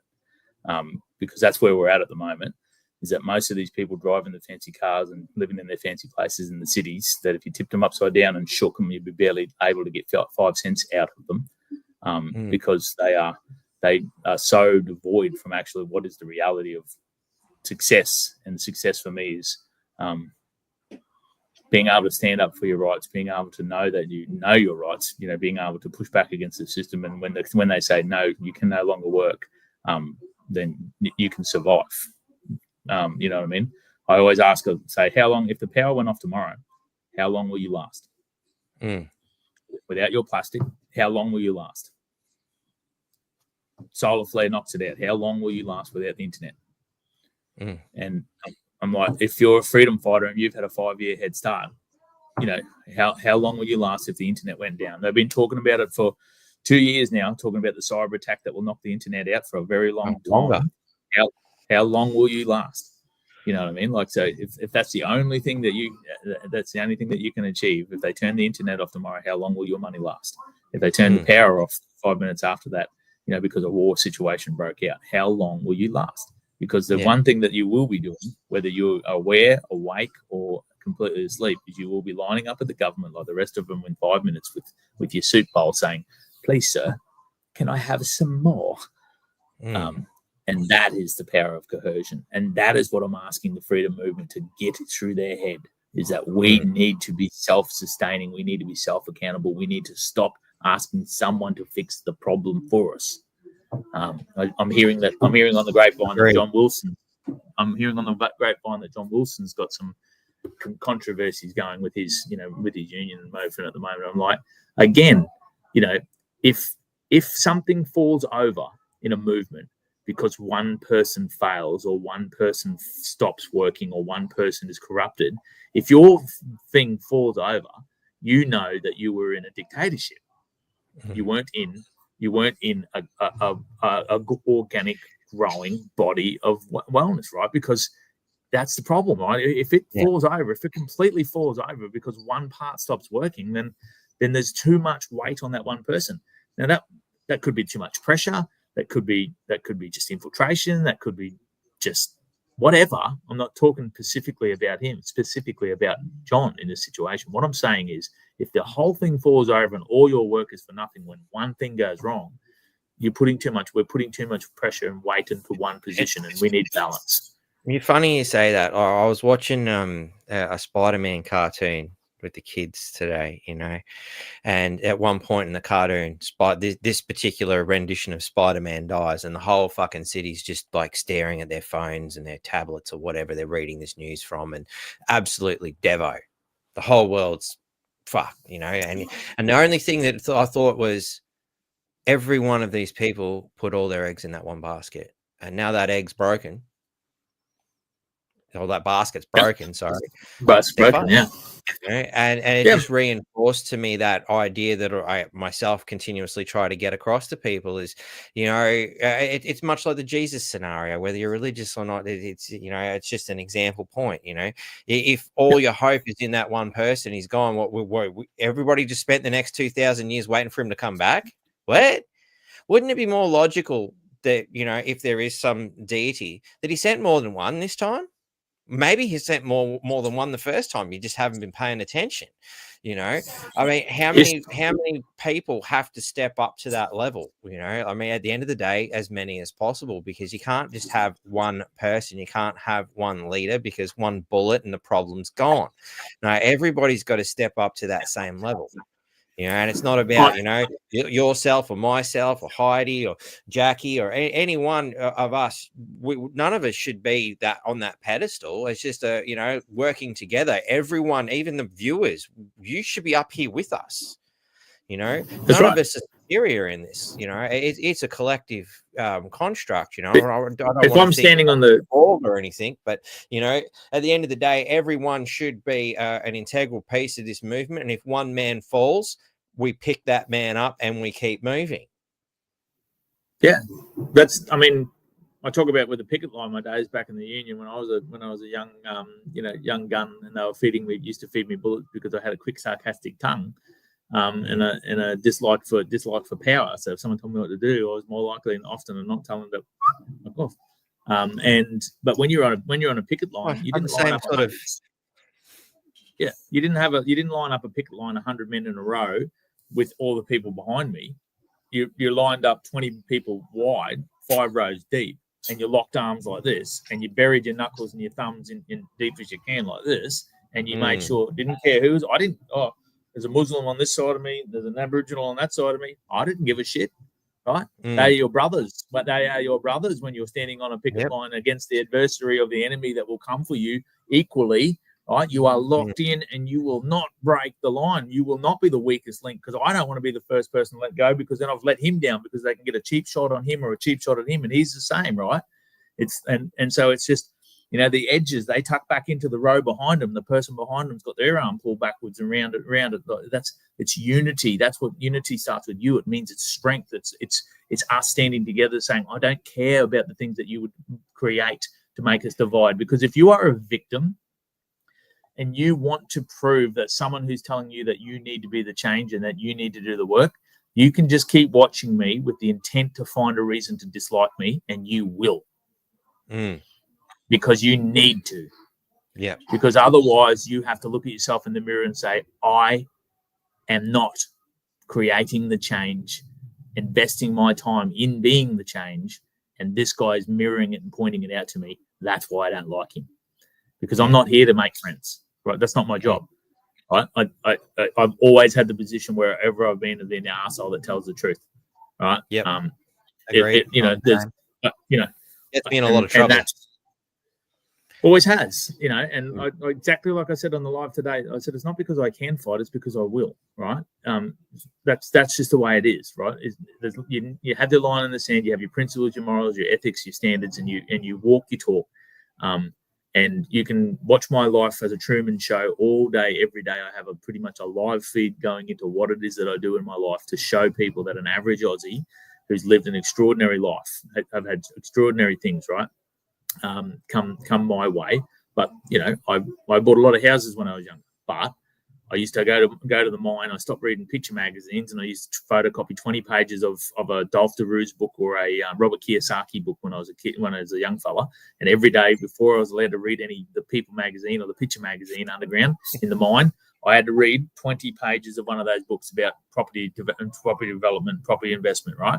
And in 3 years, I had 3 houses, and then I bought a motel, and it was literally a game of Monopoly, right? I'd subdivided a motel, and I was starting to make all this money. But every part, even though the things went with me to make that happen, I also had to do the work. And I see like people in there, you know, saying, they don't have the money, they don't have that stuff. I'm not saying that the situation you're in today is the exact representation of what you didn't do 5 years ago. It's most likely systemically happened over generation and generation and generation to get to the point where you're born into they're born into the situation, and then by no fault of your own, you are culturally bound by it. The Indigenous population of Ingham is a great example. You know, some of the young blokes that I knew up there when I had the pub up in Ingham, there was no chance that they were ever going to be anything anything different to what their parents were and their grandparents were, because they had grown up in that culture where they already started 150 meters behind the race starting point for a 100-meter race. And you know and they knew that. And by the time that they ran as fast as they could, and they thought they were actually catching up, every now and again something would throw something in front of them and trip them over, and you know they go, you know what, I'm done. You know, they wouldn't even get to 18 and they'd be like, I'm done trying to catch up with the rest of the world with the problems that push in front of it. And they just accept the reality of their culture, and they become exactly that which they grew up hating. I mean, so many people do that. I mean, that's a terrible example, but I saw it firsthand with some of the young Indigenous up there, you know, with what had happened with Palm Island and the way that the infighting between the culture of the Italians and, you know, they took the land. You know, there was quite a bit of fighting and hate for each other, but it was just the generations and generations and generations, you know, still going today, still the same thing. And yet the same people that were fighting with each other, the same people that don't like each other, have a common enemy, and that is the Australian government. Yep. The Commonwealth of Australia Proprietary Limited, under the power and control of international non-governmental organisations. No, I agree. You know, and you know, with the whole scenario in Ingham, you know, it's, excuse me, you know, I do speak to some of the Indigenous people up there. Some of them are doing some really good work, and you know, really trying their best to get things on the path. You know, I've found them quite welcoming myself. But on the same side, I've sat there and spoke to the old wogs too. You know, and they sit there and tell you all about Mussolini and how bad things were and how good it was to come over this way. And it's just like, well, can't we all see that it's bad governments that have always caused the problems and forced our hands and, you know, created, you know, the need to leave for the, you know, particularly the old wogs. They wanted to leave, you know, Italy because of the situation it was in. Why wouldn't you want to leave? It was a fucking communist dictatorship. And here we are watching it emerge yet again.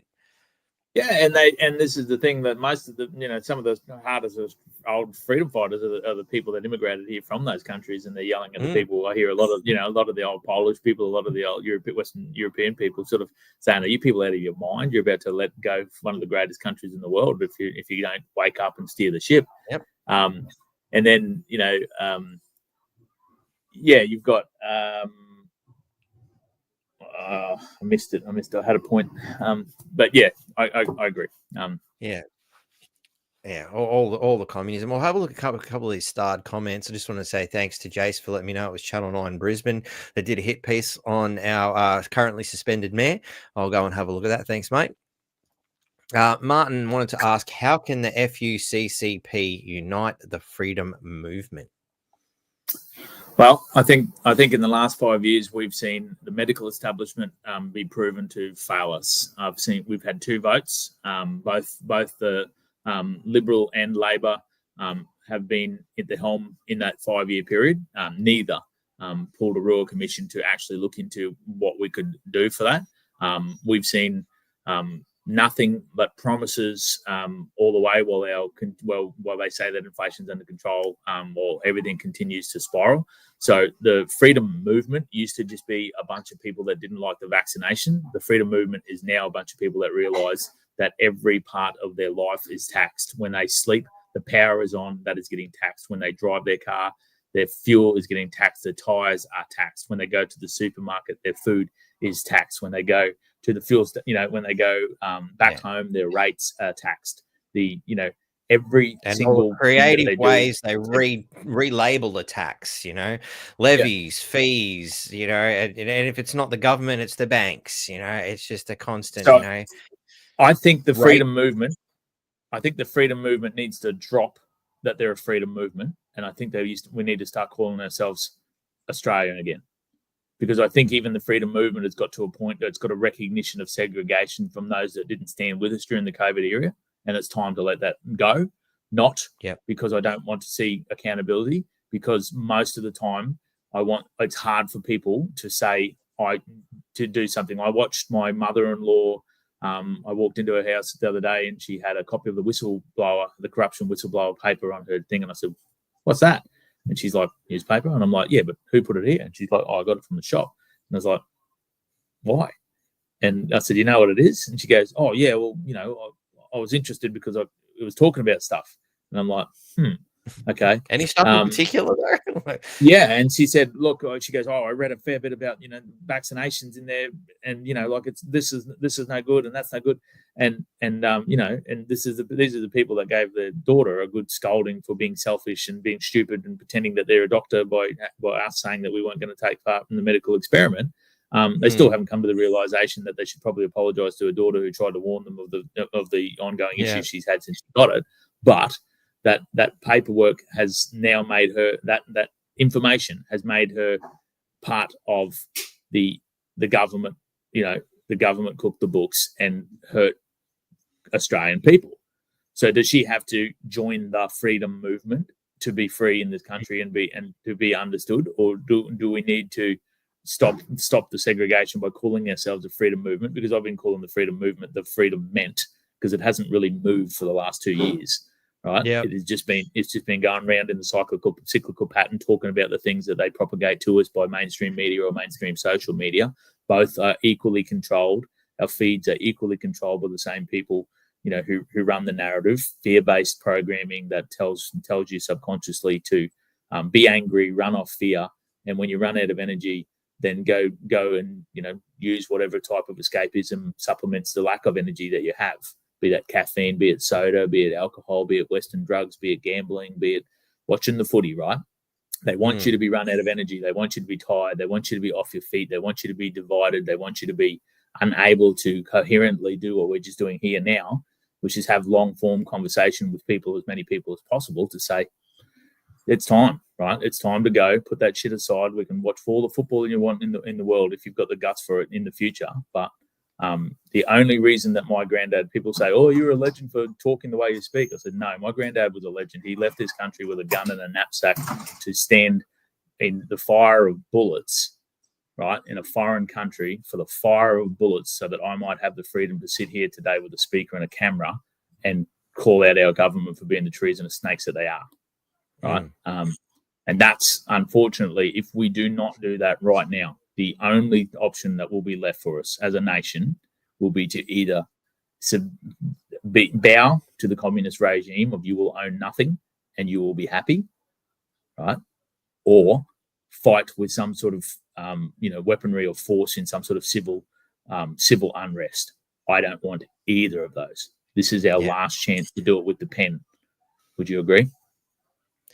I think it's definitely a valiant attempt to give it a go. What concerns me on the notion of having to deal with a civil war is that we've fundamentally imported so many people now that I can't help but feel, as we're seeing in America, in particular, the civil war is fundamentally being thrust upon them. It's like the backup plan, as far as I'm concerned, for an organized government that hates its people and wishes to cause chaos. I think what trying to do here is wonderful, and I want to get behind it as best I can because I know the players involved and I trust them. I know they're doing the right thing.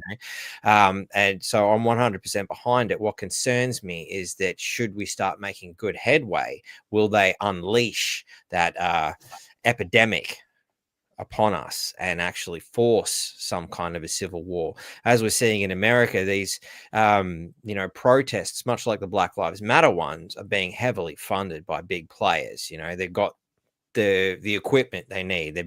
Bricks are being deposited in certain places to throw at people. Masks are being delivered to keep them safe from pepper spray and various other things such as gas and whatnot. You've got to, how far will these people go? And let's face it, all the way. And it's one of the things that I like to try to get across to people is that, it's only been a few years from a certain point of view, but the big players have been invested in this for hundreds of years. This is not just something that just popped up over the last decade or so. This has been centuries old, generations old game for global domination and complete communist control of the land. And let's face it, you look at the history books, you know, Rome tried to conquer the world 2,000 years ago. You know, pick, you know, the known world at the time. You know, how many cultures have attempted that 100% control over everything? That is the fundamental end game. Will they ever achieve it? I doubt it. I think it's just as a, you know, it is a ridiculous aim to try and do that.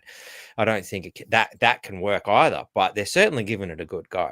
And I wouldn't mind betting that whatever we try to do, they've got something nasty coming at us. So we should be prepared for that more than anything.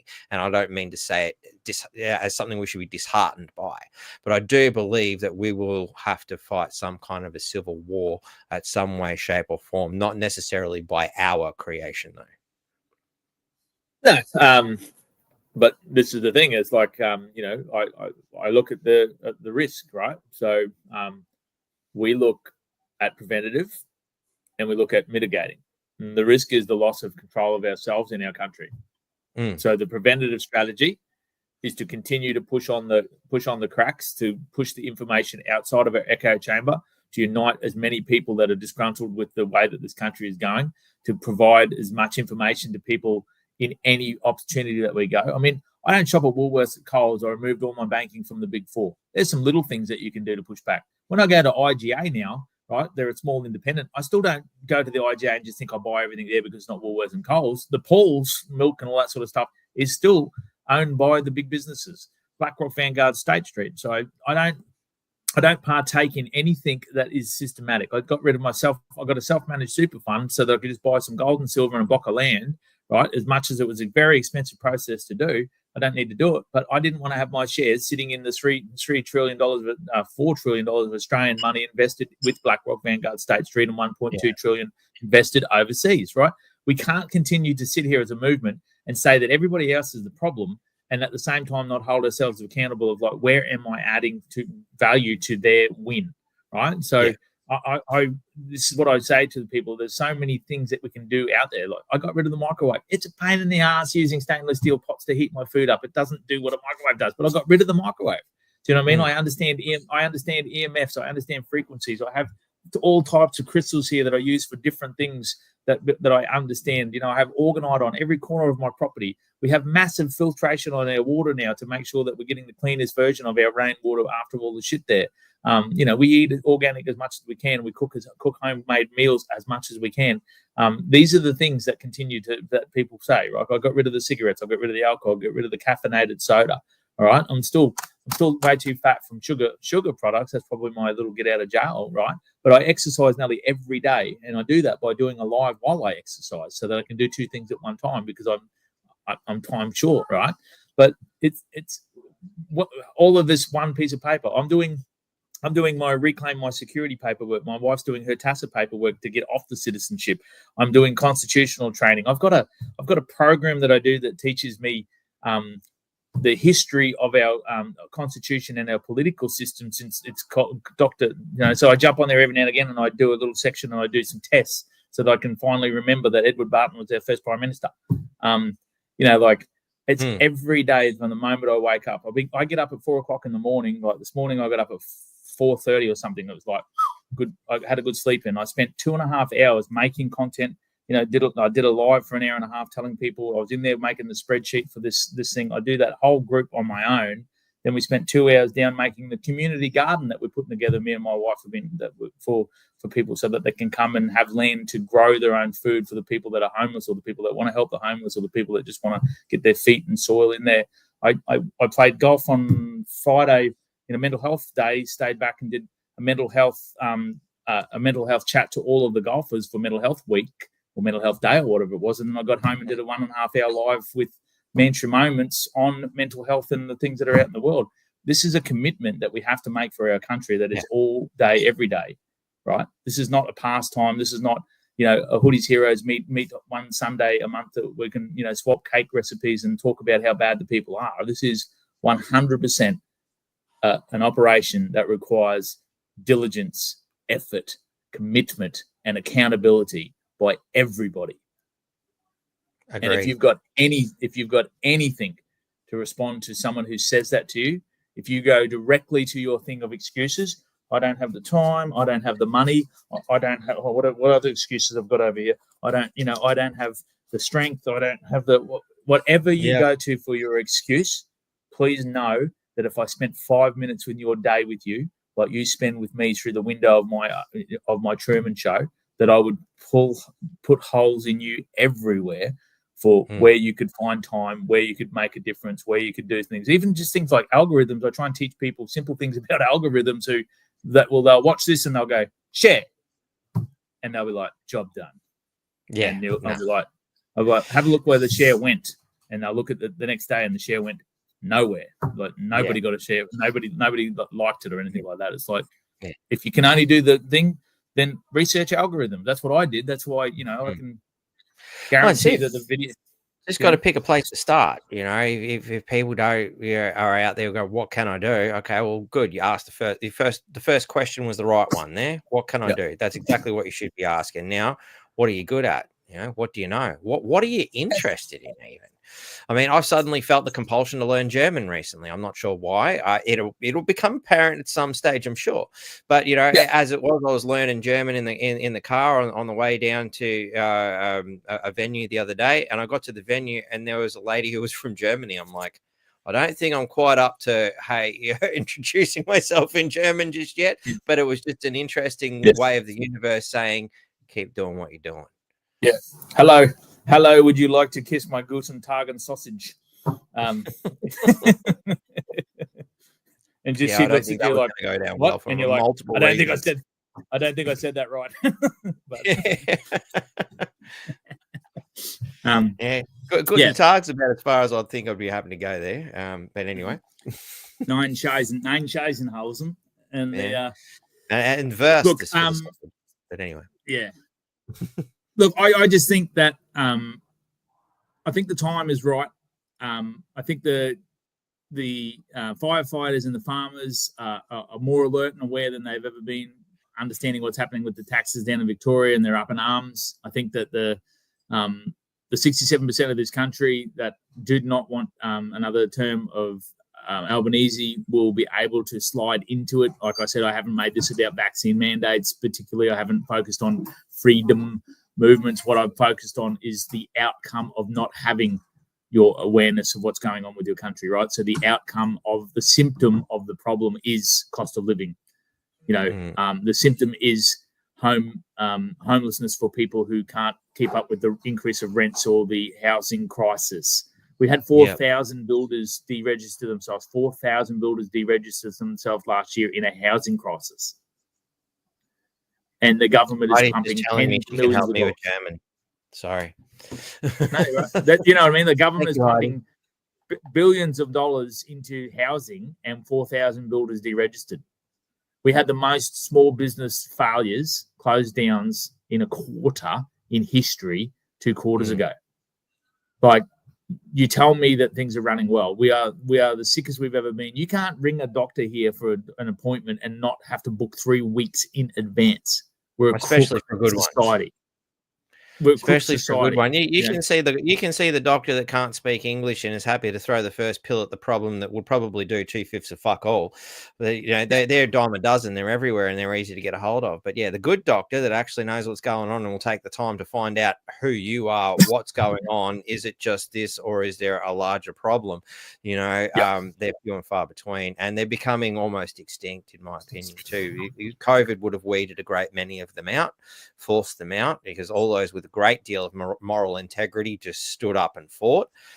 There are a lot, and I've come across a few that are still in there hanging on, but chose to go, well, we still need good doctors in there.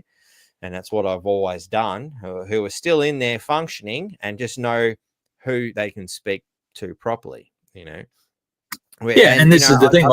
Good thing. There's a lot of people who would poo-poo those doctors. Why didn't you fight harder? You should have done this. You should have. Well, I look at it as I'd like to be able to go to a doctor that actually, can still function, do what needs to be done, and knew when to bite their tongue. It's like, well, it wasn't going to serve the greater good to go and put your head on that chopping block. it works for some people, and I think it's great that some doctors did get up and do that, but it also, and that's the thing, we can't tar everybody with the same brush. There's so many people who have different ways of doing things, and with the infighting within, the freedom camp or the free, whatever movement you want to call it, I really don't give a shit. It's the same scenario as, whatever name you want to assign to the universal entity that, is the guiding force of all things. The name is irrelevant. The intention is what's important. And you can look at it from so many different ways. The important thing is we take the time to listen to what everybody's got to say and try and prove what are the best ideas, what does work. And sometimes, one of the things I always try to put to people is like, okay, cool. So Jody and this mob have got this idea. They're going to run this down to Canberra. Well, rather than poo it or whatever, why don't you put your mantle up? You show me how your idea is better. Prove it. Let's make a competition out of it, a healthy bit of competition. Who's got the better idea? What one's going to work? Or is it going to be more like, the reverse of the Joker serum, from the Batman movie in the 90s, where Joker got multiple things, mixed it together to create the Smilex gas. Well, maybe we need to do the same thing as a remedy here. Maybe we need multiple different things, multiple ideas to come in together and form, our solution to the problem. Why does it have to be a one solution fits all? Why can't it be multiple solutions to fit all? Well, that's it, right? This is what I'm saying is that if you like, I'm just going to try and put this up. Can I share on this page? I believe you should be able to. If not, send me a link. And I lost you. Okay, he might be able to share if he likes. Rocket did say, Batty, where the GoFundMe link is. I hope you did see it before. I'll bring it up again. This was from back when, we had Jackie on. This is the first link. It's a www.givesendgo.com /GBQAX is the first one. That's to one of the ladies who's currently in court fighting off the system. And again, givesendgo.com /GCKKU. So, obviously there's two doctors, two twins, two different cases, as I understand it. Or we if you're not sure, go back to one of the previous Jackie Dundee ones. I don't think it wasn't the last one, it was the one before that, if memory serves, where we discussed that. But those are the links there, Rocket. Otherwise, just shoot me a message, man. You got my number, dude. Hey, he's back. Wrong button again, mate. Try that again. Won't try that again. Good. Nope, all sirens are blaring coming past my house at the moment. Must be another jab victim. Look, yeah. So look, that's it for me, right? We're gonna. I want to try and get the North Queensland leg is going to be the toughest one, right? Gympie down to Pheasant's Nest in Sydney, no problems. We'll smash that. We'll have hundreds. Easy. Yep. We've already got 20 or 30 of them already. You know what I mean? Like that. It's a no-brainer. Yeah. Stirring the North Queenslanders up. To make sure that we get from Townsville to at least Rockhampton, we need to get those 60 cars. All right. Yep. And 50 cars isn't going to be a sign that it failed, right? You know what I mean? Like this is, you've got to set a number, and I'm keeping the spreadsheet so that people can say, I can hold people accountable for all these people that say we'll be there, and then you show up there with your three people, with their one little flag going, let's go, freedom, and you're like, shit, I just drove 700 kilometers for this. What angle can I film this to make it look like there's heaps of people? Don't worry, I've learned a few.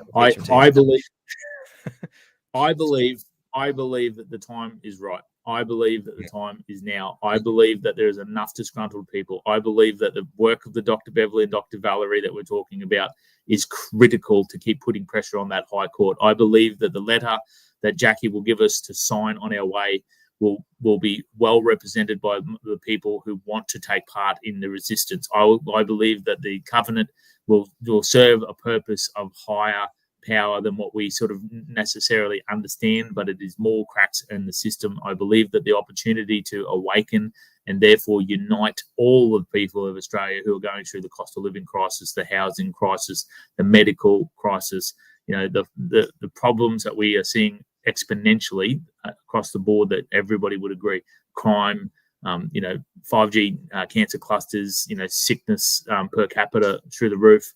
so many things that are happening at the moment, tripling of our power prices, selling off of our gas for free. It's time. Otherwise, like I said, if not you, who? And if not now, when?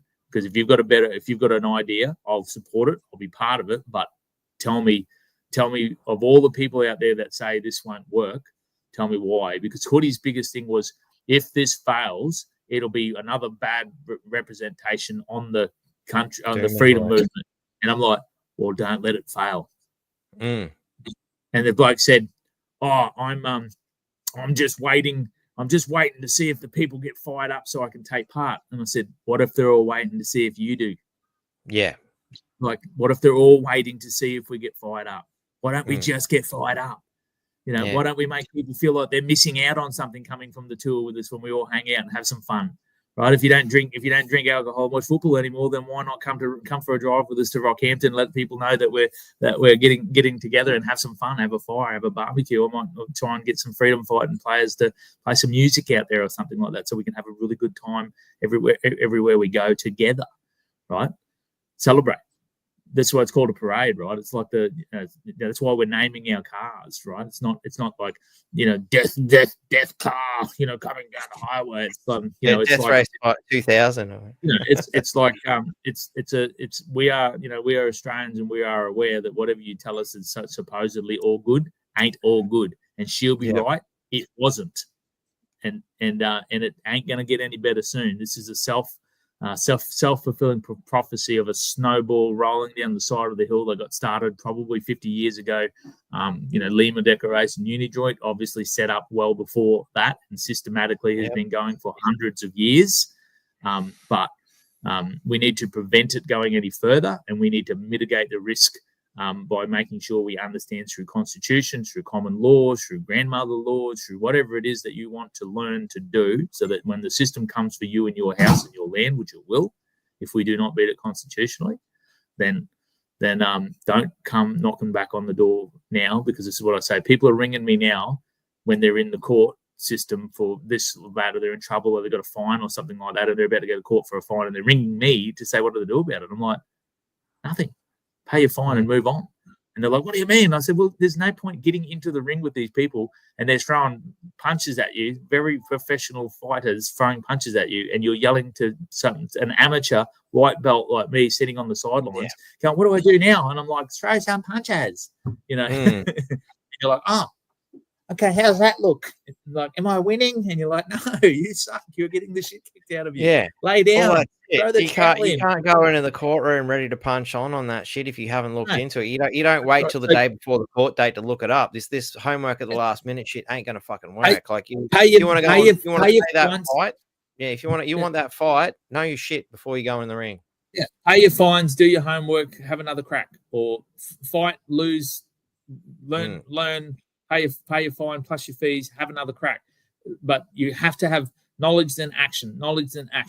All action, end up in jail. Don't know what the bloody hell you're talking about. You just waffle on your bullshit and go in there and say, I am the living man. And you get thrown in jail for being a nutcase, and make the rest of us get called sovereign citizens because you literally are a sovereign citizen.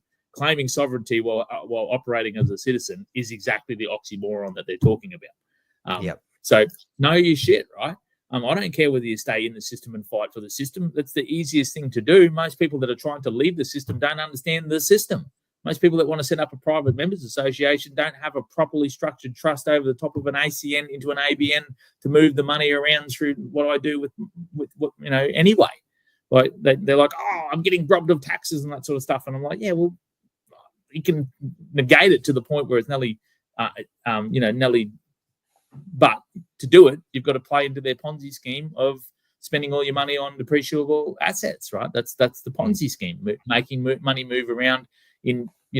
All we do in this country is provide services these days. It's just a big Ponzi scheme of money moving around while they rob the minerals and resources and that and the back. But if you've got a car, if you've got some time, but you don't have fuel, then we have ways to get you donations. We've already had over, I think we're up to $600 or $700 worth of fuel voucher donations for people who can't make it, but want to support people who can make it, but don't have enough money for fuel.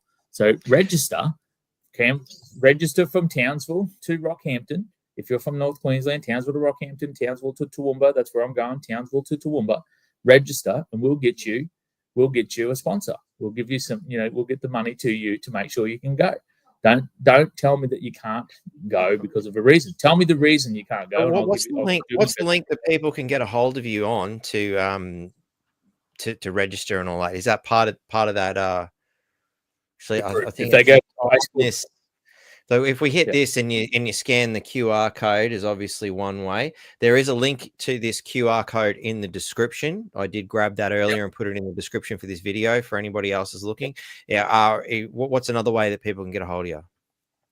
Just on Facebook. If you go to Facebook and go to and search Freedom Unite Cairns to Canberra,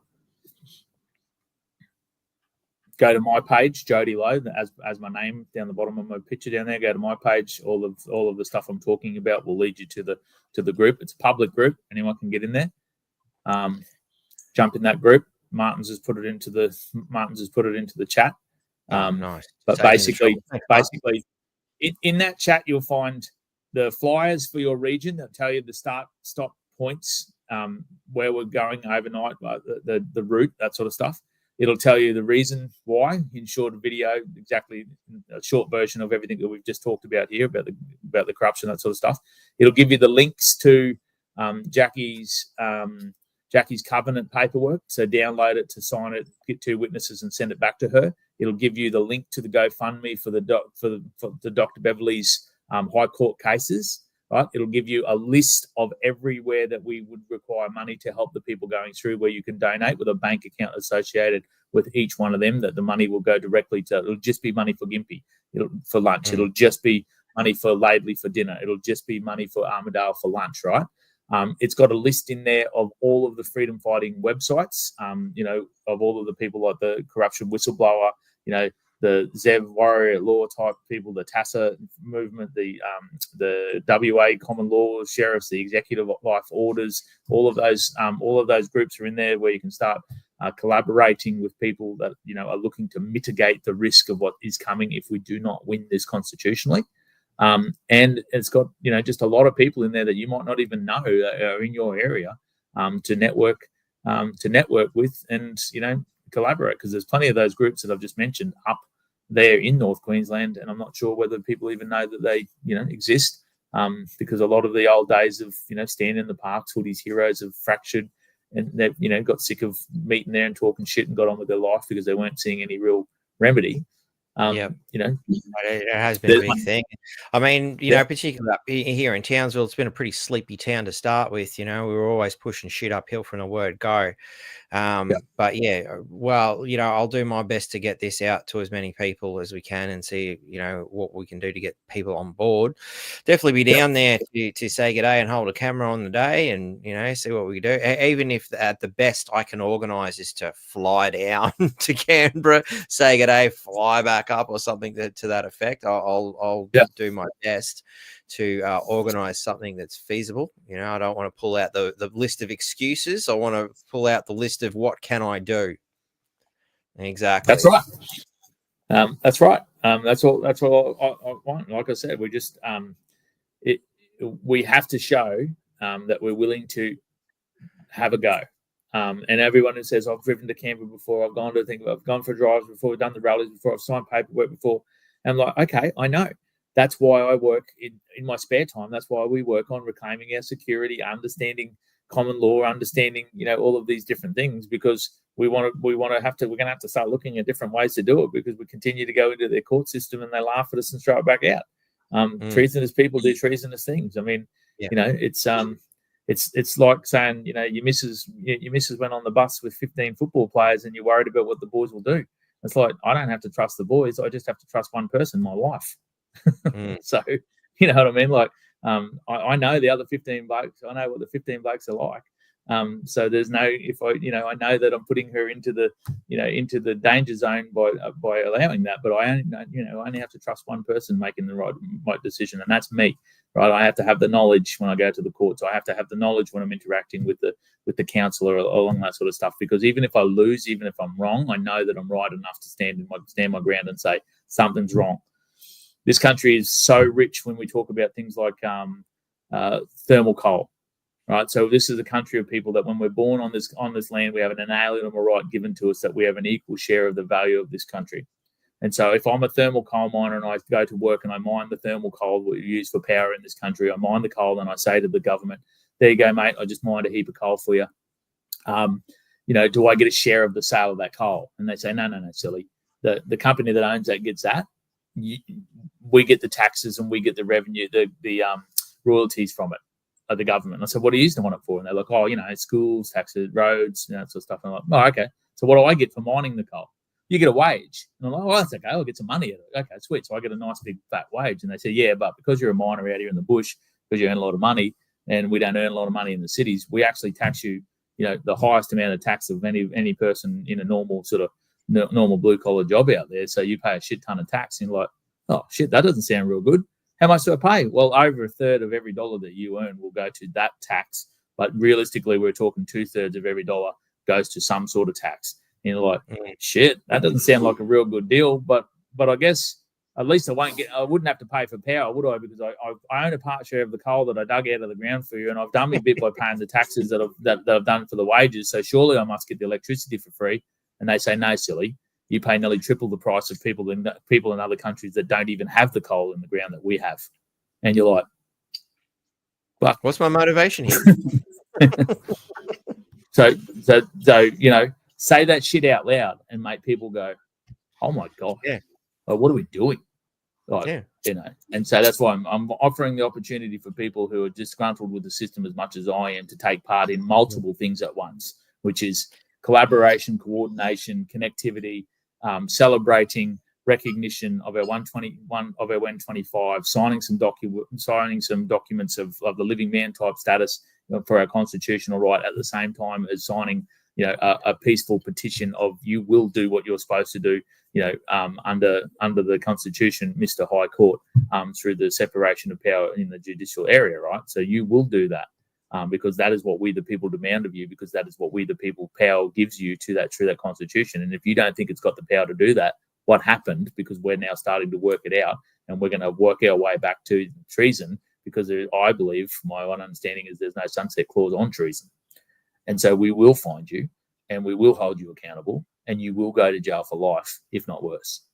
Because I'm not the one that's still operating in treason. I'm not the domestic terrorist. I'm not working with international bodies to overthrow the rights of the people in this country. You are. And that is what we need to get people. That is what we need to get people, to think about at every transaction, every contract that they strike for the day, interacting with these people, and go, how can I reduce the amount of times that I help them achieve the slavery and control of this country the way that they do. Agreed. Well, my friend, what do you reckon? Pack it up. We've been smashing this out for 2 hours, dude, and you weren't wrong. You can certainly talk underwater. I thought I was the only one, but no. No, actually, I think just about everybody comes on this podcast has an astounding gift, to be honest. We can all talk a great deal. I just want to say a big thanks to Joanna Mason for clearly paying attention. Be the man in the mirror. I always point out the Michael Jackson song, at the end of a podcast, it's always a case of, wow, what can you do? Be that man in the mirror. Go and have a good, hard look at the most important person in your world in the mirror and ask him or her, what can they do? What can you do? Yeah. How do we get going? This is an offer. You don't have to come along. Don't make excuses, though. If you're feeling inclined, if you feel that gravitational pull that says, fuck, I want to do that, then find a way. Find a way. It's like, I want to stand side by side with those. How am I going to do this? Side by side with these people. I want to lock arms and stand side by side. Let's do it. Sips to that. So you're the North Queensland Freedom Network, my friend. I'm relying on you to rally me up at least 50 cars to come with the eight or so that we've got already. Get me 50 cars, mate. Let's do it together, eh? All right, thank you very much. I accept that challenge, and I'll see what I can do. Let's get it out there. I can't speak for the people because it's certainly not my job, but I can put it out there and hope they listen. Thank you for your time, mate. I really do appreciate it. No worries. Sorry, I was Thank late. you very much. Nah, you're all right, mate. Look, it all worked out, didn't it? It all worked out perfectly. You know, like we don't need to tell everybody what happened. They don't need to know. It never happened. You know, I mean, if we didn't say anything, they would have been none the wiser. It all just flowed perfectly, you know, and that's one of the things, you know, where when you walk with the energy, you know, it just provides every time. You know, it's great to Thank see. you, mate. So thanks heaps for coming on and explaining everything. And I will see you very shortly here in Townsville, my friend. We might even have to see if we can do some sort of a podcast at that particular instance at the Blue Water. Actually, Kerry here was saying that, hey, Jody, there is a great little diner across the road from the Blue Water Park. You can get to it via a path under the highway bridge. Food is awesome and great offers, great coffee. Hopefully we might be able to have brekkie there, or a bit of dinner there, or brekkie there on the morning before we bail. What do you reckon? Yeah, well, Kerry knows about it. I'm assuming Kerry's somewhat local, so maybe we'll see you there, Kerry. We can say g'day and hang out in some way, shape, or form. See you there, Kerry. Introduce us to the owners, and we'll give them some paperwork so they too know what's going on with their country, if they don't already. So at each of these points, is this a pitch the tent sort of scenario, or you know, or accommodation booked in some way, shape, or form, depending on how you do it? Do it however you like to do it. I've organised. We've organised for it to be showground camping, of whatever form of camping you want. Tent, car, van, or otherwise. There's room for all wherever we've picked. But and then the intent will be to make sure that we get enough donations that nobody pays for any of it on the way. So that we've got working groups that'll be there ready to hand out lots of information and paperwork. Hopefully have food sorted at each location and provided for free. And then obviously accommodation, camping fees and stuff like that, 10 anywhere from $15 to $30, depending on where we stopped, was the fee. So we'll be looking for donations if you can give a bit. But if you've got a bit to give, like I said, throw it into that Dr. Beverly's GoFundMe on my page, or Jackie Dundee's page, or that different areas, because that is really imperative. If we can break that wall down in the High Court with the COVID era for the constitutional breaches, it will set a massive precedence for so many things that were wrong out of everything that happened. So just make sure that if you are joining, jump into that group. I've got a little post in there that just says, send me your name, send me your car name for the rally. Send me whether you're self-funded or you're looking for sponsorship. And then tell me where you're starting and where you're finishing on the journey, please, just so I can keep it into the spreadsheet so we've got a rough idea, so that when people are getting a little bit knee-knocked, that they're worried that it's not going to happen, I can show them the power of the power of the spreadsheet that says, well, I've got 70 people listed here that said that they're going to do the right thing for their country. So let's hope that they're not all talk and they're more walk. Here you go. You got South Kerry's already saying. You got South Bay Ray, you're late to it, mate. I just seen usually whenever I come on here, you get that South Bay Ray. His mum. His mum must have made him do his chores before he come on today. First comment he's made: grifting. Yeah. Okay. Cool. Good job, mate. Get in quick. You missed it. Maybe you can still comment on the comment going through. I don't know. It depends how long your mum lets you stay on the internet at night. Yeah, got to love them basement warriors. But on a brighter note, Kerry said that she will be there, so we'll see Kerry there at Blue Water. I'll look forward. Could be here, mate. Don't discriminate with men with female names, eh? Oh, yeah, could be. Sorry, apologies if that's the case. I was going by the image being a female Viking warrior by the look of things. My bad, Kerry. That was my truth. I could be wrong. Maybe Kerry the man likes the look of strong Viking women. I wouldn't be disappointed. Certainly, and a look that I find appealing. So anyway. Look, thanks heaps, man. This has been a great podcast, and I hope everybody gets on board with that. Of course, you can drop me a line at nqfreedomnetwork@protonmail.com if you have any further questions regarding this. And, of course, check out all the links for all the amazing things with the Gaia free trials and, Stake, as we were talking about being financially stable. The Stake app, I don't know if you've looked at it, Jody, but I've been finding it's quite interesting way of trading on the stock market straight off your phone. And various other little ways. I've been learning a lot. I didn't read the Robert Kiyosaki till a few years ago. So sadly, I wish I had read it 20 years ago. But anyway, I'm picking up, where I can, and I've been finding this one a great one. And there's some free bonuses there for you guys if you sign up. Brilliant.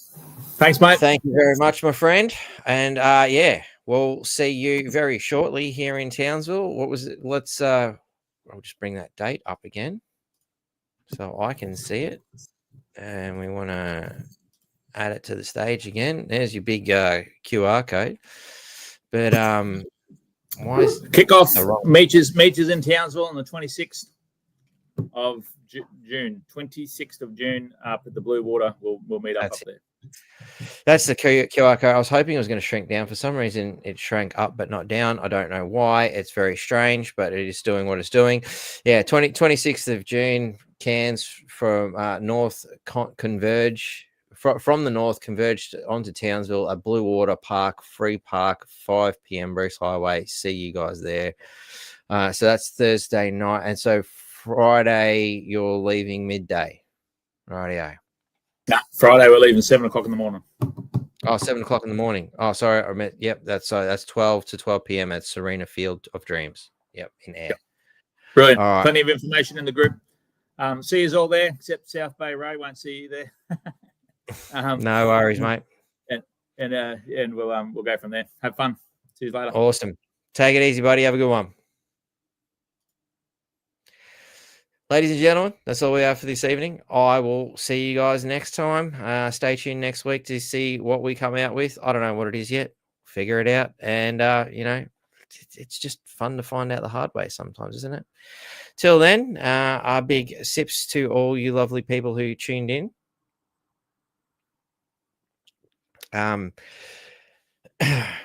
Yeah. See you next time.